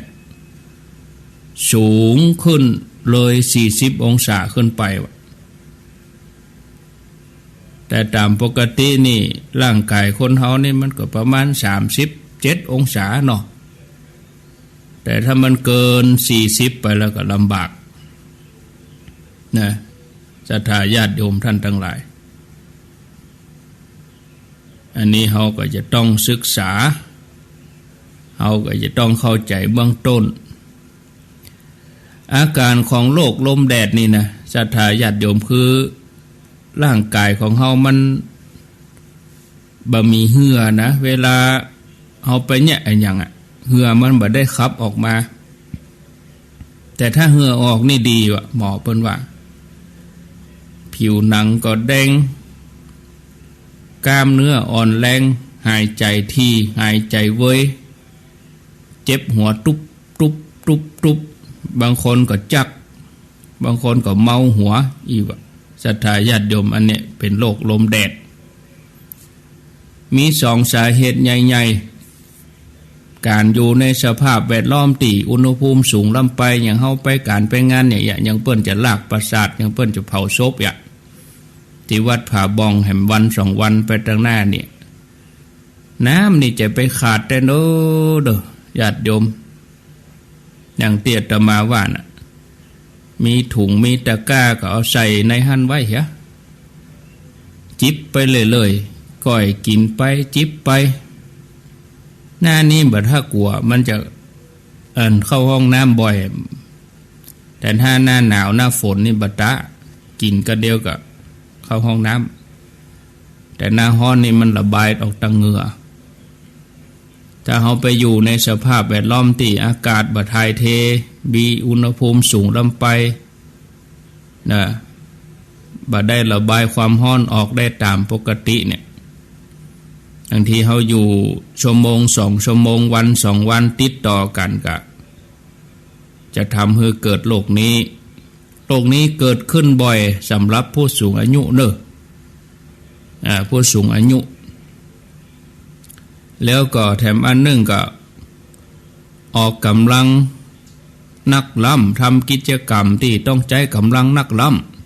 ำเขาก็จะต้องประเมินร่างกายตัวเก่าว่าไหวก็ว่าบ่ไหว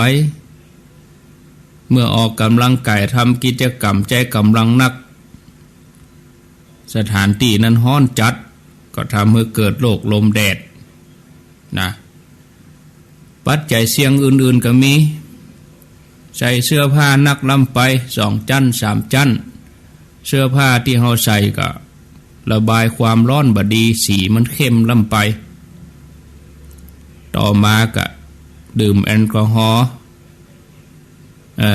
ส่งผลให้ร่างกายเฮาเนี่ยมีความร้อนอุณหภูมิสูงขึ้นสังเกตพอเวลาเฮาหน้าร้อนนี่เลือดตกยังออกนี่มันไหลหนักนะเนาะญาติโยมแต่ห้ามบ่ใครอยู่อุบัติเหตุหน้าเนี่ยเวลาถึงขั้นเลือดตกยังออกเนี่ยห้ามบ่ใครอยู่เลือดมันไหลเวยออกมานักแถมอันหนึ่งก็ดื่มน้ำบ่เพียงพอทำให้ร่างกายเกิดภาวะขาดน้ำบ่มีน้ำทดแทนเหงื่อที่มันเสียไปบ่ว่าไผก็เป็นโรคลมแดดนี่ได้นะแต่ความเสี่ยงเพิ่มขึ้นศรัทธาญาติโยมทั้งหลายคือกลุ่มนี้อันนี้ฟังไว้เนาะเป็นเกตความรู้บ่นักก็ได้จะเป็นธรรมะละหมอเปิ้นว่าโอ้รายการตัวเจ้าเอาอันนี้มาอู้พ่องถ้าจะดีโอ้ก็ดีนะกะที่จริงอาตมาก็บ่ใช่เป็นหมอนะอีเนาะแต่อู้ให้มันเป็นความรู้เมื่อเฮาเกียมไว้มีแต่ธรรมะโอสถเนาะแต่เมื่อเฮาฮู้ไว้นี่เฮาก็มันก็ดีเหรอมันก็บ่เสียหายหยังหรอกเนาะกลุ่มที่มีความเสี่ยงนี่คือว่าเราอ่อนน้อยแล้วก็ผู้สูงอายุตั้งแต่อายุ60ขึ้นไปว่ะ60 65ขึ้นไปเพราะว่าการทำงานของร่างกายที่จะรับมือแล้วก็ความแข็งแรงของระบบประสาทของร่างกายนี่มันเสื่อมถอยลดลงไปถ้าเป็นละอ่อนน้อยนี่ก็เด็กเล็กนี่ก็ประสาทเปิ่นยังพัฒนาได้บ่เต็มก็จะย่าฮื้อขาดประสิทธิภาพในการรับมือกับการเปลี่ยนแปลงอุณหภูมิในร่างกายกลุ่มอายุละอ่อนน้อยกับคนเฒ่าเฮาเนี่ยมีความเสี่ยงต่อโรคลมแดดคือโรคขาดน้ำได้ง่ายเสี่ยงเนอะคนเฒ่าก็ถึงบอกว่าไปงานที่ไหนมันร้อนนักๆก็เกียมน้ำไปจะไปเอาน้ำเย็นเขาเจ็นเอาน้ำธรรมดาตัวเฮาร้อนๆแล้วเอาน้ำเย็นเขากินแล้วมันจะช็อกเอาอุณหภูมิธรรมดาเนี่ยจิบไปกินไปจะไปลืมเนอะไปงานวัดผาบองนี่นะไปกินไปทานที่ไหนเนี่ยมันมีในซ่ามีในกระเป๋าเฮาเนี่ยมันแล้วใจดีเอาไปลู่เปิ้นมันสุ่นเปิ้นคนเฒ่ามันบ่ค่อยตันนะไปรอเขาเปิ้นมาเสิร์ฟมาบริการมันจะแป้บ่คนถึงงานเฮามีของเฮานั่นดีแล้วเนาะกลุ่มเสี่ยงแห่งกลุ่มหนึ่งก็คือคนที่มีโรคประจำตัวเนี่ยกะโรคเกี่ยวกับหัวใจโรคเบาหวานโรคปอดเนี่ยและแห่งมาหนึ่งกะผู้ป่วยเรื่องเกี่ยวกับกระเพาะอาหารลำไส้คนที่ออกกำลังทำกิจกรรมใจกำลังนักเหือไหลนักเป็นเวลาเมินๆอย่างนักกีฬาเนี่ยจังได้ยินข่าวนักกีฬาช็อกหล่นไปนี่ช็อกก็มีทหารก็อย่างผู้ใจแห่งงานกรรมกรหรือว่าเกษตรกรที่อยู่กับอากาศร้อนก่อสร้างก็อยู่ตามสวนตามอย่างก็อย่าเปิ้นบ่ฮื้อขาดน้ำนะแล้วก็คนที่อยู่ในอากาศถ่ายเทบ่สะดวกอึบตึบตันแล้วก็แน่นี้เขาควรจะใส่เสื้อผ้าที่มันระบายดีๆบ่ฮื้อมันอึบเนาะผ้ามันอับก็ทำให้เป็นโรคนี้เหมือนเฮานึ่งให้ซึ้งนะครับเหมือนเฮานึ่งข้าวนะครับเนาะมันบ่ได้ระบายมันก็อบอยู่หั่นโตอาตมาเขาซ้ำไปใหญ่กับทุกเจ้าเนี่ยไผว่าผ้าเย็นน่ะทุกเจ้าเนี่ยมันผ้าเหลืองมันเย็นนะตุ้มผ้าตวบกลางแดดกำแล้ว ไผบ่ฮู้ก็ไผญาติโยมเขายังเสื้อผ้ายังมีช่องมีหูถ้าว่าครองอยู่ในวัดดีกันเนาะรถไหลนี่ยังแขวนอยู่แต่ไปงานทั้งนอกนี่มันคุมไหลนี่มันมอกพาดตวบเนี่ยญาติโยมทั้งหลายเหือปังพึกเลยทีเดียวครูบาอาจารย์พระสงฆ์นี่นั่งอยู่ที่เก่าแหมกำนะอย่างญาติโยมเขายังลุกไปเตียวมานี่ไผมันสนใจไผหรอกมันเป็นศรัทธาหรอกเป็นฆราวาสครูบาอาจารย์ลองเตียวไปก็เป็นจุดสนใจอะไปไหนก็ยากจะเตือนถ้าไปมีงานใหญ่งานหลวงทำงานที่ต้องรอประธานรออย่างซ้ำให้3 ชั่วโมง 2 ชั่วโมงนั่งอยู่หันเล่าวันนี้มน10 ปลายแหม3 ตัวนี่ลุกไปหันไปนี่หน่อยมันเว้าไปกับศรัทธากับพอเปิ่นไปไหนตัวเจ้ายังมันนั่งอยู่หันโอ้มันเป็นนี่อิ่มกันหรอนั่งเมินเนี่ยลำบากเหมือนกันนะอากาศบ่ได้ถ่ายเทบางทีก็สำหรับคนที่ใจยาบางตัวยาขับปัสสาวะยาแก้แพ้ยาเกี่ยวกับโรคทางเส้นประสาทโรคอย่างหมู่เนี้ยนะใจยาหมู่นี้บ่อยๆแล้วก็การเปลี่ยนแปลงอุณหภูมิที่เว้ยมันสูงเว้ยกันอย่างเฮาอยู่ห้องแอร์จัดดีก็เดี๋ยวเตียวออกแดดก็เดี๋ยวเข้าห้องแอร์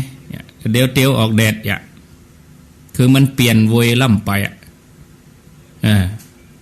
ศรัทธาญาติโยมทั้งหลายหรือว่า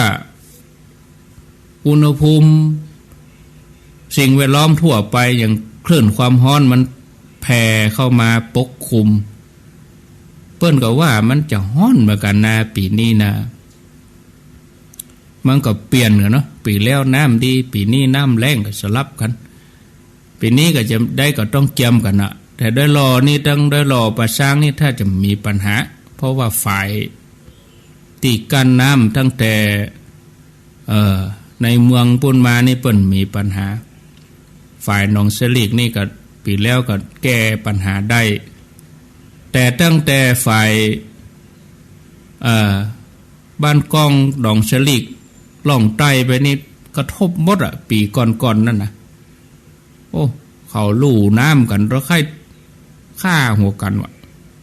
มีเรื่องมีเล่ากันนะดังไปทั่วประเทศลู่น้ำกันลู่น้ำปิงเนี่ยนะก็บ่มีน้ำใส่ลำไยนะแต่ประเดี๋ยวนี้ฝ่ายอันอย่างแล้วละฝ่ายวังปานก็แล้วละฝ่ายแม่สวยก็แล้วละฝ่ายดอยน้อยก็แล้วละน้ำก็เพียงพอใจได้แต่ก็ว่าต้องประหยัดเหมือนกันนะอันนี้เป็นภาวะเราต้องเกียมบางทีอากาศร้อนจัดบ่มีพัดลมบ่มีหยังบางทีเฮาไปงานนี่เฮาก็ต้องเอาพัดเอาวีไปตัวเด้อศรัทธาเด้ออิงงานตีใจเวลาเมินเอาง่ายๆอย่างงั้นพระราชทานเพลิงศพเนี่ยเอาวีเอาหยังไปตัวพัดวีน้ำดื่มขวดน้ำเนาะเกี่ยมไว้หั่นก็บ่เสียหายหยังอันนี้หมอเปิ้นฝากมาแล้วเวลามีอาการอย่างนี้เนี่ยจะได้เบื้องต้นวะเนาะอันนี้ถ้าว่าเกิดภาวะอย่างนี้ขึ้นมาก็เนี่ยฮื้ออุณหภูมิร่างกายมันลดลงก็เอาน้ำมาเจ็ดมาลูบหน้าลูบตาเจ็ดเนื้อเจ็ดตัวผ้าเย็นกาน้ำเย็นกาอีนะจะเย็นจนเย็นแต่เด่นว่าน้ำแข็งมาอีกก็บ่ใจนะน้ำพอดีทำให้อุณหภูมิเฮาในร่างกายเฮาลดลงนะบางทีเปิ้นก็เอาน้ำเย็นมาลูบเอาวีเอาอย่างมาเป่าพัดลมมาเป่านี่ศรัทธาญาติโยมทั้งหลายแต่ถ้าไปถึงคุณหมอนี่ก็เปิ้นจะเอาน้ำแข็งชุกเกาแห่เลย เอาใส่ที่คอเลยเอาใส่ผ้าปกเอาซุกเกาแห่เอาใส่ที่คอศรัทธาญาติโยมทั้งหลายเอาไว้ที่บริเวณที่มีเส้นเลือดใกล้กับจันผิวหนังอยู่นักๆอันนี้ก็จะเป็นวิธีที่ช่วยลดอุณหภูมิในร่างกายพยายามอย่าให้อุณหภูมิร่างกายลดอยู่ประมาณ37-38องศาเนาะหมอเพิ่นถึงพอหรอศรัทธาญาติโยมอันนี้ก็เป็นวิธีการเบื้องต้นอันอย่างที่ว่านะมันจิบน้ำบ่อยๆอย่าไปกินจนบึกกะอยากกินน้ำใส่เหี่ยควันบึกอย่างอิ่มเมืองก็บัดใจก่อยจิบไปนะศรัทธาญาติโยมทั้งหลายวิธีป้องกันเปิ้นก็มีวิธีป้องกันที่ดีที่สุดก็คือหลีกเลี่ยงบ่ให้ร่างกายขาดน้ำหลีกเลี่ยงการออกกำลังการมีกิจกรรมที่ใจกำลังนักสถานที่ที่มันอึบมันฮ้อนเนาะถ้าเราจะดื่มน้ำก็ดื่มน้ำที่มันสะอาดน้อยแล้วก็หลีกเลี่ยงการได้ดื่มเครื่องดื่มประเภทคาเฟอีนแอลกอฮอล์กาบางทีเขาฮ้อนก็ฮ้อนเหม็นควันปุรีแถมอย่าเพราะมันขึ้นบึดๆเหมือนกันเนาะเจ็บหัวงบอากาศก็ฮ้อนไปงานเหม็นถูบแถมเหม็นควันปุรีแถมอย่าไปด้วยกันเป็นปุกป้องกันแถมมาหนึ่งก็เขาก็ติดตามข่าวเพื่อจะหลีกเลี่ยงป้องกันตัวเก่าได้บางทีข่าวกรมอุตุเปิ่นเตือนมาจะเกิดภาวะคลื่นความร้อนเข้ามาปกคลุมอย่างอันนี้เนี่ยเขาก็ใส่ใจเห็นน้อยบางทีเขาไปบ่พอข่าวบ่ติดตามข่าวทางบ้านเมืองเปิ่นไปจมด่าเทวดามันอย่ามาฮ้อนเตะฮ้อนว่าตัวบ่พอข่าวเปิ่นถึงว่าคลื่นความร้อนจะเข้ามาเนื่อยคนเฮาเป็นฝนตกก็ด่าเทวดาฮ้อนก็ด่าเทวดาเนาะแล้วหุ่นทีเขาจากโลกนี้ไปตายไปก็ขอให้เกิดเป็นเทพบุตรเทวดาอีกว่ะเอาใจยากเหมือนนะมนุษย์เขานี่เนาะแล้วก็เปิ้นให้หลีกเลี่ยงในการออกที่แจ้งเวลาเมินโดยเฉพาะช่วงเวลาตั้งแต่ 11 โมงถึงบ่าย 3เนี่ยนะของแต่ละวันเลยนะพยายามอยู่ในห่ม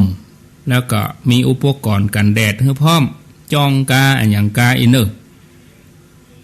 ถ้าเราต้องเดินทางไปประเทศที่มันร้อนก็ให้ระมัดระวังช่วงแรกๆบางทีร่างกายเราปรับอุณหภูมิบัดตันเนาะแล้วก็กินอาหารที่มันมีฤทธิ์เย็นหน่อยผลไม้ผลไม้จำพวกผักจำพวกสลัดอย่างมันเนี่ยที่มันให้ฤทธิ์เย็นเนาะแล้วก็เอาน้ำมาลูบตัวนี่มันเด้อแม่พ่อจะไปละผ้าเนี่ยผ้าขาวผ้าอย่างเนี่ยจูบน้ำบีดแล้วก็เอามา7ตัวบิดมันมา7คอ7เกาแห่7หน้า7ตา7อยู่หั่นน่ะเนอะอันนี้จะดีแล้วก็คือมันสังเกตตอนที่เฮาไปเบาก็คือเฮาไปปัสสาวะถ้าบ่ค่อยไปปัสสาวะบ่ค่อยไปขับถ่ายขนาดว่าเฮากินน้ำนักเนี่ยเขาก็เพิ่มการดื่มไปแหมน้อยเนาะกรรมอันกับเป็นสาเหตุหมะนะเหงื่อก็บ่ออกปัสสาวะก็บ่ปัสสาวะมันสังเกตถ้าว่ามันบ่ค่อยขับปัสสาวะหรือว่ามีสีเข้มปัสสาวะเฮามันสีเข้มเหลืองเข้มเลยนะแสดงว่ากำลังขาดน้ำกินน้ำนักจะไปจมเพื่อมันจะรับแล้วไปเหี่ยวนะขอโทษเด้อ โอ้อย่างไปฉี่ไหนแต่ถ้าโจมเขามันเอากินน้ำดื่มน้ำพอสีมันฮะสีมันเข้มลงไปกับปัจจัยอีนะจัดสภาพแวดล้อมที่อยู่ที่อาศัยให้เย็นสบายการไปปิดประตูปิดหน้าต่างปิดผ้าม่านหรือว่าถ้าว่าต้องการนอนรับพักผ่อนอีเนาะก็ควรที่จะอยู่ที่ห้องที่อากาศมันถ่ายเทสะดวกจะไปเปิดไฟนอนน่ะนอนเปิดไฟก็ต้องปิดไฟเต่าที่มันไม่จำเป็นเหี้ยแหล่งที่มันเกิดความร้อนเนี่ยพออันไหนตู้เย็นบ่ควรอยู่ในห้องนอนกระติกน้ำร้อนบ่ควรอยู่ในห้องนอนถอดออกเหี้ยมีอันอย่างต้นไม้อันอย่างพอมีอ่างน้ำมีอย่าง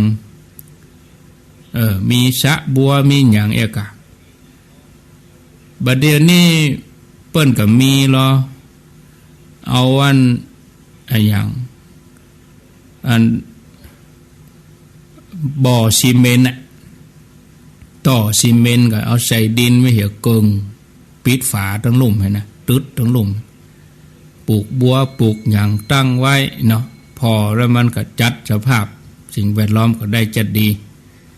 อาตมานี่บ่มีบ่อซีเมนต์ขุดโมงไว้นะขุดที่นี่เลย2 โมงบ่เล่นนะโมงหนึ่งมี2 เม็ดแถมโมงหนึ่งมีเม็ดเกิงโมงหนึ่งเอาดินเข้าใส่ปลูกบัวปลูกหยางเอาป่ามาปลูกเอาป่ามาปล่อยเมื่อคนเฒ่าเคยหลับเอาป่ามาปล่อยเอาอย่างไม่อะกะเปิดน้ำดังโผผ้าเมื่อวีเมื่อวันกะหลากสายยางมาสิดใต้สิดเหนือเห็นหน่อยญาติโยมเขาก็ทำได้หรอสิดแต่โมถิ่นคันใดปืนเก้าไม้หั่นเอาเก้าอี้ไปนั่งฟังทุเจ้าแต่ก่อนนี้อมภูน้ำสาดแยงสาดโกงเนี่ยป้ามันเย็นอมน้ำเป่าโพได้หมอนให้แกนวิทยุให้เครื่องเมี่ยงให้อมบุหรี่ขี้โยให้เบาเอาแล้วเนาะเดี๋ยวเราอ่อนเลิกของเฮียนมาละอย่ามันเป็นความสุขคนเฒ่าเหมือนกันนะอันนี้คือจัดสภาพแวดล้อมต่อมาก็ระวังจะเป็นละอ่อนหรือว่าผู้สูงอายุที่มีโรคประจำตัวอยู่ในรถติดจอดไว้บางทีอย่างบัดเดี๋ยวนี้คนเฮามันจะไปซื้อครัวเอาลูกไว้ในรถเปิดแอร์แล้วไว้จอดกลางแดดถ้ามันเกินถ้าเขาจะไปเกิน20 นาทีเขาต้องเอาละอ่อนไปโตยนะอันตรายเนอะสถาญาติโยมบางทีก็บ่ได้เปิดแอร์แง้มกระจกอุณหภูมิมันจะเพิ่มขึ้นอย่างรวดเร็วถ้าจอดกลางแดดแม้แต่จอดในปื้นห่มก็มันก็ตึงห้อนอยู่ดีเพราะว่าถ้าเฮาแง้มกระจกบ่นักก็คนเฒ่าที่อยู่ในรถก็ดีละอ่อนที่อยู่ในรถก็ดีก็จะมีอันตรายสังเกตข่าวนี่จังหันมันลืมละอ่อนไว้ในรถลืมลูกไว้ในรถนะไปตายในรถเถอะละอ่อนน้อยอยู่อนุบาลอยู่มันปิดกระจกมดมันก็เนี่ยภาวะขาดน้ำอันนี้เฝ้าระวังเนาะไผที่มีโรคประจำตัวก็หูตัวเก่าอย่าไปการไปงานอย่างก็พิจารณาหลีกเลี่ยงการทำงานหักโหมเนาะออกกำลังก็พอเหมาะพอดีนะแล้วก็มันกินน้ำนักๆเคลื่อนใจใส่บึกอย่างที่ว่าน่ะอาตมานี่กินนี่ขวดใหญ่ๆนั่นนะแต่เขาจิบไปเรื่อยๆเขาก็เอาใส่แก้วจิบไปเรื่อยๆนะ2 ขวดก่อนเถอะวันไหนนะหน้าฮ้อนนี่นะเจ้ามากินบ่ายกินแต่ช่วงที่เขาดื่มหลังกินข้าวนะก็บอกว่ากันนะ แมลงมาอย่างเอี้ยก็จิบไปเมื่อคืนจะนอนก็กินแก้ว2 แก้วอย่ามันจะดีเนอะท่านทั้งหลายญาติโยมเนาะถือว่าเป็นความปรารถนาดีก็แล้วกันต่อไปมาอู้ถึงเรื่องธรรมะเหี่ยสักน้อยหนึ่งเพราะประเด็นนี้3 โมงปลายแล้วนี่วันพุธก็จะเป็นสนทนาธรรมวันฮือก็จะเป็นรายการบรรยายธรรมจะปะกันแถมกรรมเดียวก็วันศุกร์เนาะญาติโยมท่านทั้งหลายช่วงเวลาที่ทรงคุณค่าที่สุดของชีวิตก็คือเวลาที่เฮาทำใจหยุดนิ่งใจของเฮาที่มันโล่งมันสบายกำลังกายจะเหื่อแข็งแรงนี่ต้องเคลื่อนไหวแต่ใจจะเข้มแข็งนี่ต้องนิ่งสุขภาพร่างกายของเฮาจะแข็งแรงนี่ต้องเคลื่อนไหวต้องอาศัยการออกกำลังสม่ำเสมอแล้วปลายบ่ปอก็ยังเป็นการรักษาสุขภาพอนามัยที่ดีแต่ใจของเฮานี่ต้องอาศัยการนิ่งการสงบถึงจะมีพลังถึงจะมีแหงถ้าใจเฮามันกระซับกระส่าย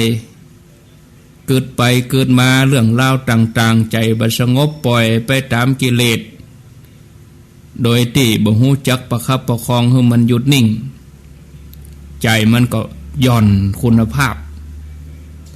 แต่ถ้าใจของเฮาจะให้มีคุณภาพเฮาก็จะต้องมาฝึกจิตฝึกใจของเฮาเป็นประจำถึงวันก็เหมือนญาติโยมเขาทั้งหลายฟังธรรมะนี่ก็เหมือนการฝึกใจอย่างหนึ่งท่านผู้ฟังญาติโยมทั้งหลายในโลกแห่งความเป็นจริงมนุษย์เฮาทุกคนก็แสวงหาความดีแต่เนื่องจากถูกความบ่ฮู้ภาษาพระเปิ้นฮ้องว่าอวิชชาเนี่ยมาบังปัญญาไว้ก็เลยยะฮือเสาะแสวงหาสิ่งต่างๆนักเกินพอดีเมื่อเกินพอดีก็กลายเป็นความโลภเป็นผลให้เกิดกิเลสที่มันพอกพูนขึ้นมาพ่อบ่ได้อาศัยหลักธรรมะเข้ามากำกับเนี่ยฮือมีความอยากบ่มีที่สิ้นสุดส่วนการเป็นการแสวงหาของสาระของชีวิตศรัทธาญาติโยมแสวงหาเพื่อจะไปสู่การบ่ต้องแสวงหาอันนั้นก็คือการบ่ต้องแสวงหาอย่างใดคือการได้หลุดพ้นความอยากก็ลดหย่อนลงไปความบริสุทธิ์ของใจก็เพิ่มพูนขึ้นไป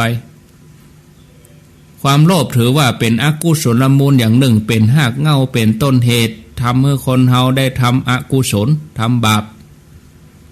จนมีจิตใจมืดบอดพอบหันความดีของไผแล้วก็ย่างให้กลายเป็นคนที่บ่มีเหตุบ่มีผลพอบหันประโยชน์คุณงามความดีนะถ้าว่าบ่ฝึกเป็นผู้ฮื้อโดยใจบริสุทธิ์นี่ก็หมดคุณค่านะเพราะว่าหันคุณค่าของบุญน้อยไปศรัทธาญาติโยมทั้งหลายเหมือนเรื่องที่เคยเกิดขึ้นมากับมานพคนหนึ่งผู้ที่บ่ฮู้จักปอในสิ่งที่ได้มาไปทำร้ายแม่เพราะหันแก่ความโลภแล้วตัวเองก็จะต้องหับทุกข์ทรมานแสนสาหัสเรื่องเป็นอย่างใดเรื่องก็มีดังต่อไปนี้มีเศรษฐีเป็นแม่หญิงในเปิ้นฮ้องว่าเศรษฐินีเนาะปัจจัยนี่ว่าเศรษฐีแม่หญิงที่เป็นเศรษฐีเปิ้นฮ้องว่าเศรษฐินีอันนี้เปิ้นเป็นโสดาบันแล้วก็มีลูกบ่าวคนหนึ่งชื่อว่ามิตรวินทุกะลูกบ่าวของเศรษฐินีคนนี้เป็นคนบ่มีศรัทธาบ่กินบ่ทานผู้เป็นแม่ก็เลยสอนลูกบ่าวบอกว่าลูกเอ๋ยการเกิดเป็นคนนี่บ่ใจง่ายเนอะเกิดเป็นมนุษย์นี่นะ ลูกควรจะเฮือตานรักษาศีลฟังธรรมพ่องอาบน้ำฟังธรรมพ่องมาเกิดถึงกรรมนี้นี่แวบใจอาบน้ำฟังธรรมเนี่ยโอ้มันหันภาพเนาะศรัทธาญาติโยมเนาะมันอาบน้ำฟังธรรมเนยเขาอาบน้ำนี่เขาก็ใครให้ร่างกายมันสะอาดวันหนึ่งอาบมาหูกี่เตือนมาเจ้าอาบมาตอนอาบมาแรงอาบจะนอนอาบแถมก่อนไปทำงานอาบฟังธรรมนี่เขาฟังกี่เตือนี่กาแต่น่าคิดเหมือนกันเนาะเปิ้นว่ากู้กันเนาะมันอาบน้ำฟังธรรมเนอะลูกเต้าหลานเหลนตั้งหลายนี่หรอกแต่ลูกเบาบ่ทำตามที่แม่บอกยังได้ก็ตามแม่ก็ทำหน้าที่บอกให้ลูกอยู่หั่นสอนอยู่หั่นบอกอยู่หั่นโดยความเอื้ออาทรวันหนึ่งเป็นวันศีลอย่างวันเนี้ยกะวันนี้เป็นวันศีลหรอเป็นวันเดือนดับวันนี้เป็นวันศีลไปวัดพ่องยกมือขึ้นหันมาหัวยกมือซ่องบ่ไปมันเป็นหยังคะแนนเปิดวิทยุฟังธรรมเนาะวันหนึ่งเป็นวันศีลอย่างวันเนี้ยกะแม่ได้บอกให้ลูกไปวัดลูกวันนี้เป็นวันศีลเนอะศีลใหญ่ศีลหลวงนะไปสมาทานอุโบสถศีลไป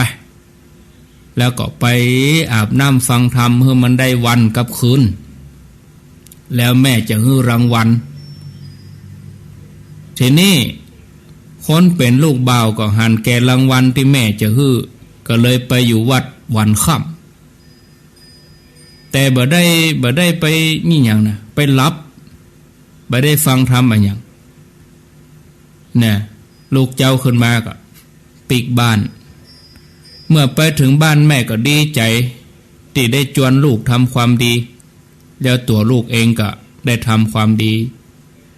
ก็เลยเอาอาหารข้าวหวานอย่างดีมาให้ลูกกินลูกบ่ยอมกิน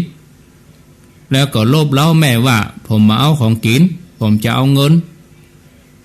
แม่สัญญาว่าจะให้ผม1 ปันกหาปณะแม่ก็จำเป็นต้องยอมเนาะแม่ต้องให้เงินผมก่อนผมถึงจะกินข้าวปดตู้ญาติโยมพอข้อต่อรองมันเนาะพอข้อต่อรองมัน ถ้าบ่เอาเงินหรือผมบ่กินข้าวนะว่าปดโถพอข้อต่อรองมันลุกมันจะยอมกั้นตายluônนี่ทีนี้แม่ก็ลบมาลูกก็ลบเล้าเข้าบ่ไหวก็เอาจะเอาก็เอาไปปันฮือด้วยความฮักเหมือนกันนั่นน่ะแม่นี่นะเมื่อได้เงินปันมาแล้วก็เขาจะเอาไปทำธุรกิจการค้าก็เลยไปร่วมหุ้นกับเพื่อนไปต่อเหือหรอจะเอาไปก้าไปขายต่างแดนโดยความฮักลูกแม่ก็ฮือเอาไปลงทุนลงหอนเนาะบ่ห้ามแล้วก็ขอร้องด้วยความห่วงใยว่าลูกเจ้าเป็นลูกคนเดียวของแม่นะเป็นลูกโตนนะในบ้านของเขาก็มีทรัพย์สินเงินทองนักถ้าแม่ตายก็ตึงเป็นของลูกหมดลูกบัดถ้าไปเนอะโอ้ผมจะพิสูจน์ฝีมือผมนะบ่ยอมเชื่อแม่ก็ว่าบ่ไปลูกบ่ไปด้วยความมิ่งความโกรธก็เลยยูแม่ก็ก้นลงทีนี้ก็เหือติดต่อนั้นเรียบร้อยก็ออกไปทะเลกับเปื้อนเหือแล่นไปอยู่7 วันก็ไปยุดกลางทะเลบ่มีสาเหตุคนในเหือก็เลยเสียงทายเฮือกันจับสลากไผเป็นกาลกินีเนี่ยเหือแล่นมาจัดดีมายุดตัดนี่จกไม้สั้นไม้ยาวจับเบอร์กันปรากฏว่านายคนนี้จับได้ถึง3 เตื้อนะมิตะวินทุกะเนี่ยคนในเหือกับปากันลงมติว่านายคนนี้มันเป็นกาลกินีจงออกจากเหือไปก็เลยช่วยกันแปลงแปรเอาไปยองแปรกับ ลอยแพแล้วกันเนี่ยคำว่าลอยแพมันเป็นอย่างนี้หรอกลอยแพไปเลยบ่เกี่ยวข้องอยู่แล้วหลังจากที่เขาถูกลอยแพเหือก็ไปได้ศรัทธาญาติโยมแพนี่ก็ลอยไปถึงเกาะหนึ่งบนเกาะนั้นก็มีเพจอยู่นะศรัทธาญาติโยมนางเพจชื่อว่าเวมานิกเป็ดเป็นเพจที่อยู่นี่มาเมินกำลังเสวยอยู่ในวิมานท่านหรอแล้วก็เขาก็ได้ร่วมอยู่กับนางเพจนี้ถึงวาระที่นางเพจจะต้องได้รับกรรมก็เลยสั่งลาว่าข้าจะปิกไปละแหม7 วันนี้ขอให้ท่านรออยู่ที่นี่ก่อนจนกลัวพวกข้าจะปิกมามิตะวินทุกะถูกอำนาจกิเลสตัณหาครอบงำมีความกระวนกระวายรอบ่ไหวก็เลยลอยแพต่อไปที่มหาสมุทรโดยหวังว่าจะได้ได้พบกับแม่หญิงงามกว่านี้แพก็ลอยไปถึงแห่งเกาะหนึ่งมีเพจอยู่4 ตนมี4 ตนมี8 ตนเพิ่มไปเรื่อยๆอะศรัทธาญาติโยมรวบลัดเนาะเวลาจะบ่พอนายมิตะวินทุกะนี่ก็เสวยทิพยสมบัติอยู่กับนางเพจหมู่เนี้ย8 ตน4 ตน16 ตน32 ตนนี่เพราะอันนี้ส่งที่ได้รักษาอุโบสถศีลเพียงวันคืนเดียวนะวันกับคืนละอันนะเกิดพอละศรัทธาเมื่อถึงเวลาที่เพจหมู่นั้นต้องได้รับทุกข์ทรมานบอกว่ารออยู่นี่ก่อนแถม7 วันจะมานะเขารอบ่ไหวลอยแพต่อไปแถมแพนี่ก็ลอยไปถึงเมืองหนึ่งศรัทธาญาติโยมเมืองนี้ในสายตาของเขานี่จะเป็นงามเป็นดีที่จริงมันเป็นมโนโหกขุมหนึ่งชื่อว่าอุสธนรกเนาะเป็นที่เสวยกรรมของสัตว์นรกแต่กรรมบันดาลให้เขาหันมันวิจิตรสวยงามทำให้เขาเกิดว่าตัวเนี่ยจะต้องได้เป็นพญาเจ้าเมืองนี้อีหรอหาหู้มันเป็นมโนโหกขุมหนึ่งทันทีที่เข้าไปในเขตนี้เขาก็หันใช้นายประตูนี่เอาจักอย่างวงเดือนนี่นะแต่ว่ามันกวางตั้งกลางมันเอามาหมุนแวดหัวตัวเก่าแต่เขาหันเป็นมงกุฎดอกบัวว่ะเนี่ยเห็นกงจักเป็นดอกบัวมันภาษิตเป็นอย่างอีเนอะอันนี้พอหันเครื่องจองจำแต่ละชิ้นเหมือนกับสร้อยสังวานประดับประดาส่วนเลือดที่ไหลจากหัวของนายประตูนี่พอหันเป็นของประดับเสียงห้องเสียงคางของสัตว์นรกฟังเหมือนเสียงขับร้องดนตรีอันไพเราะ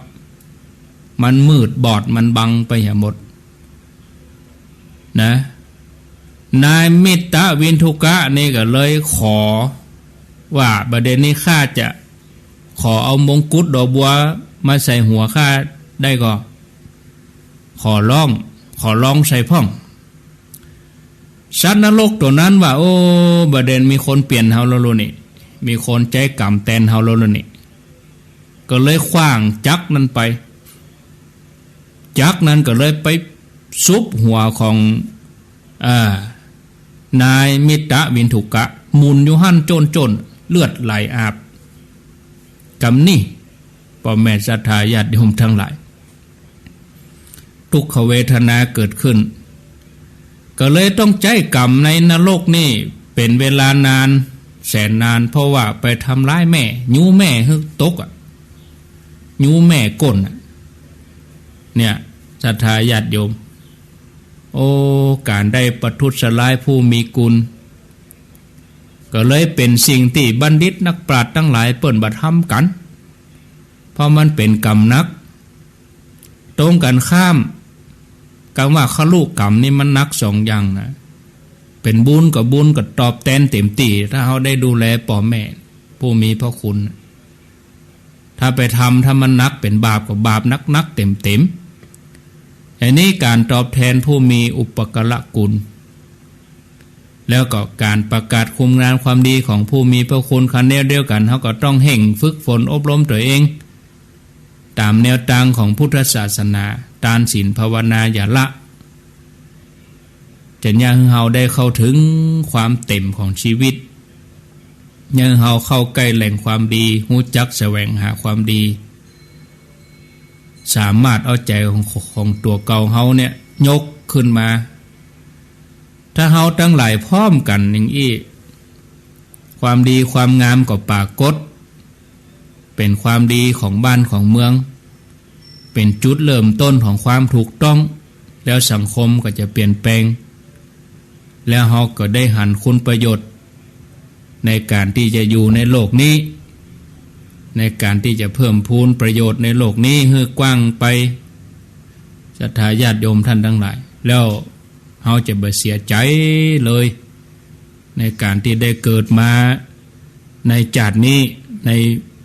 ชาติจันทร์ของความเป็นมนุษย์กระเปิ้นศรัทธาญาติโยมท่านทั้งหลาย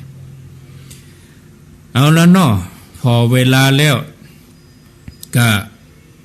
ญาติโยมตั้งกลุ่มประเด็นนี้มีสารธรรมยามแรง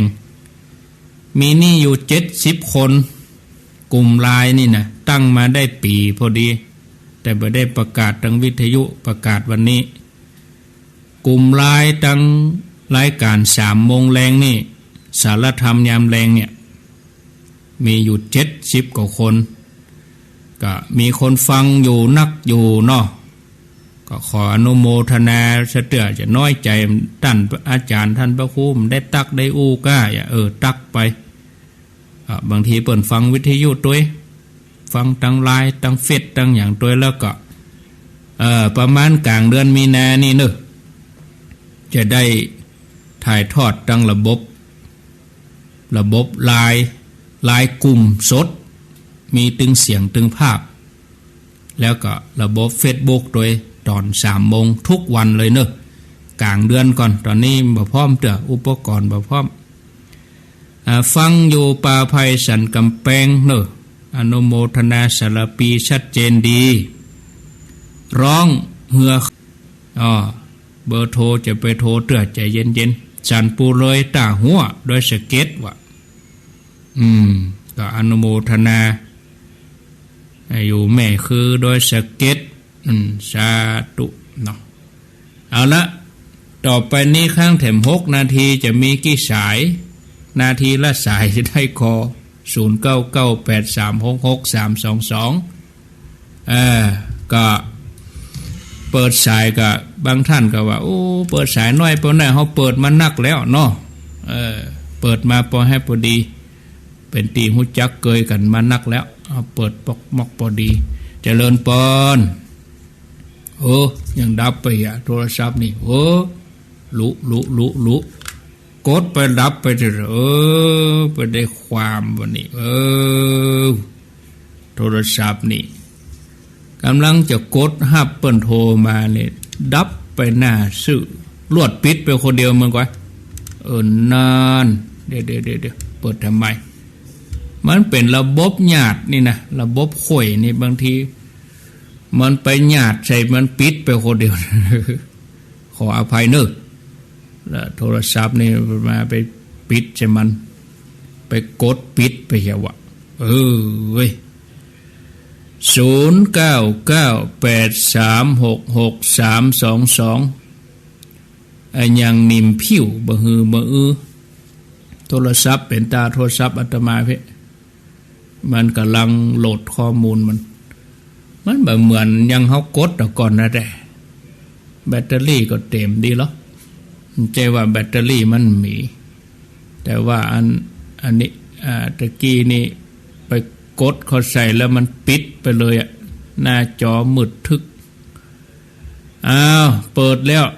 0998366322มาแล้ว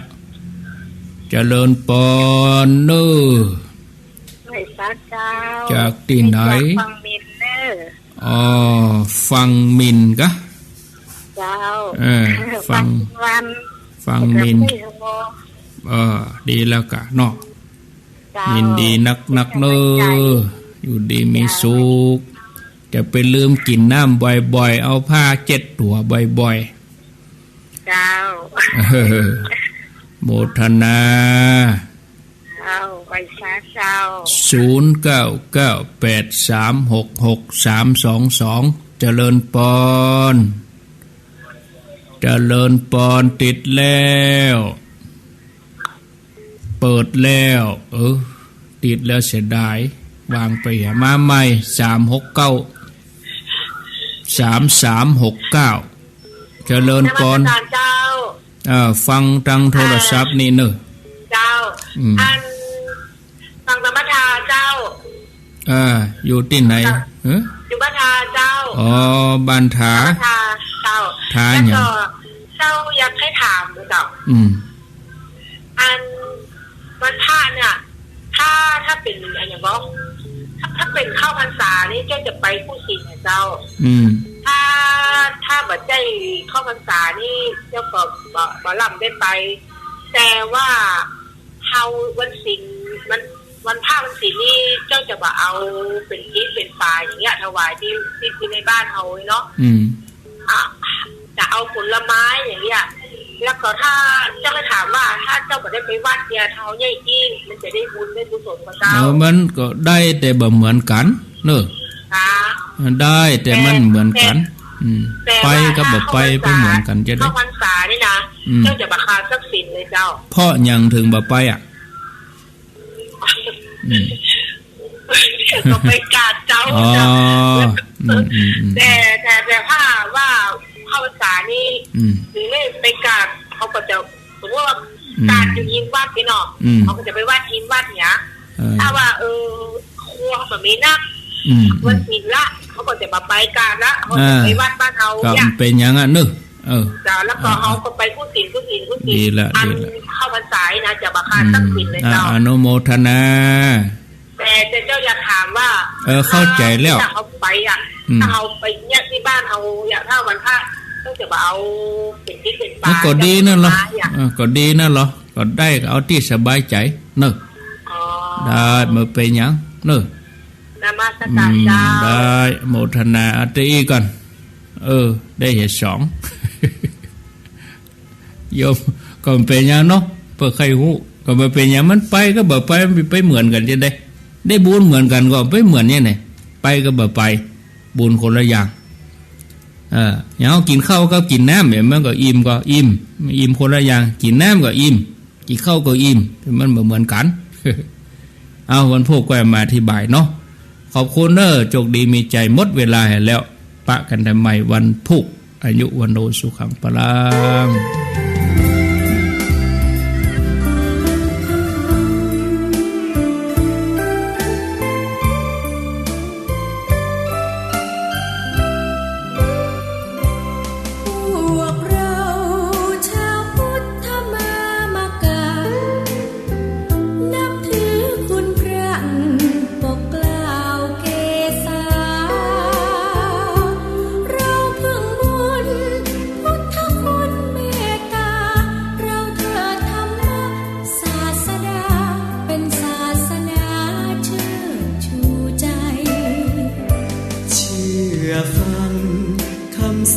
พระสงฆ์องค์เจ้า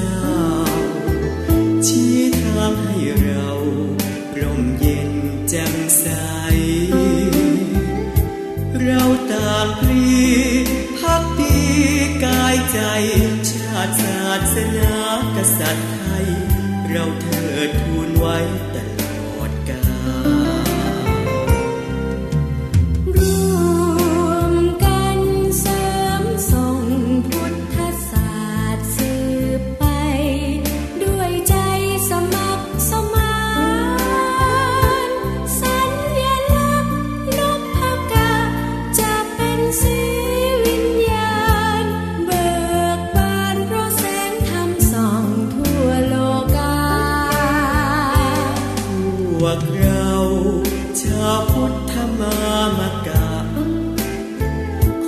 เชิญคุณพระ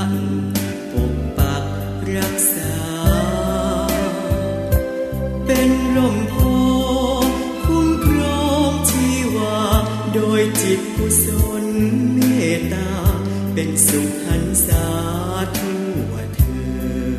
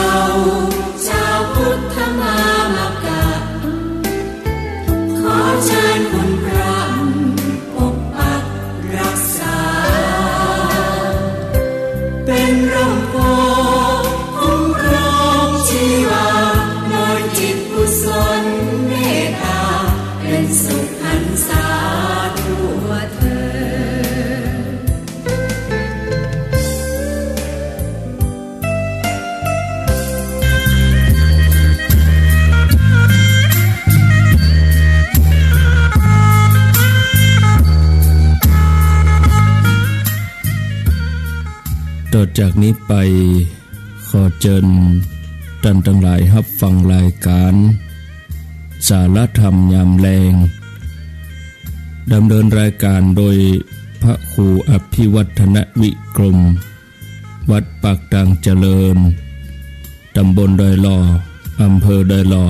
จังหวัดเชียงใหม่เชิญรับฟัง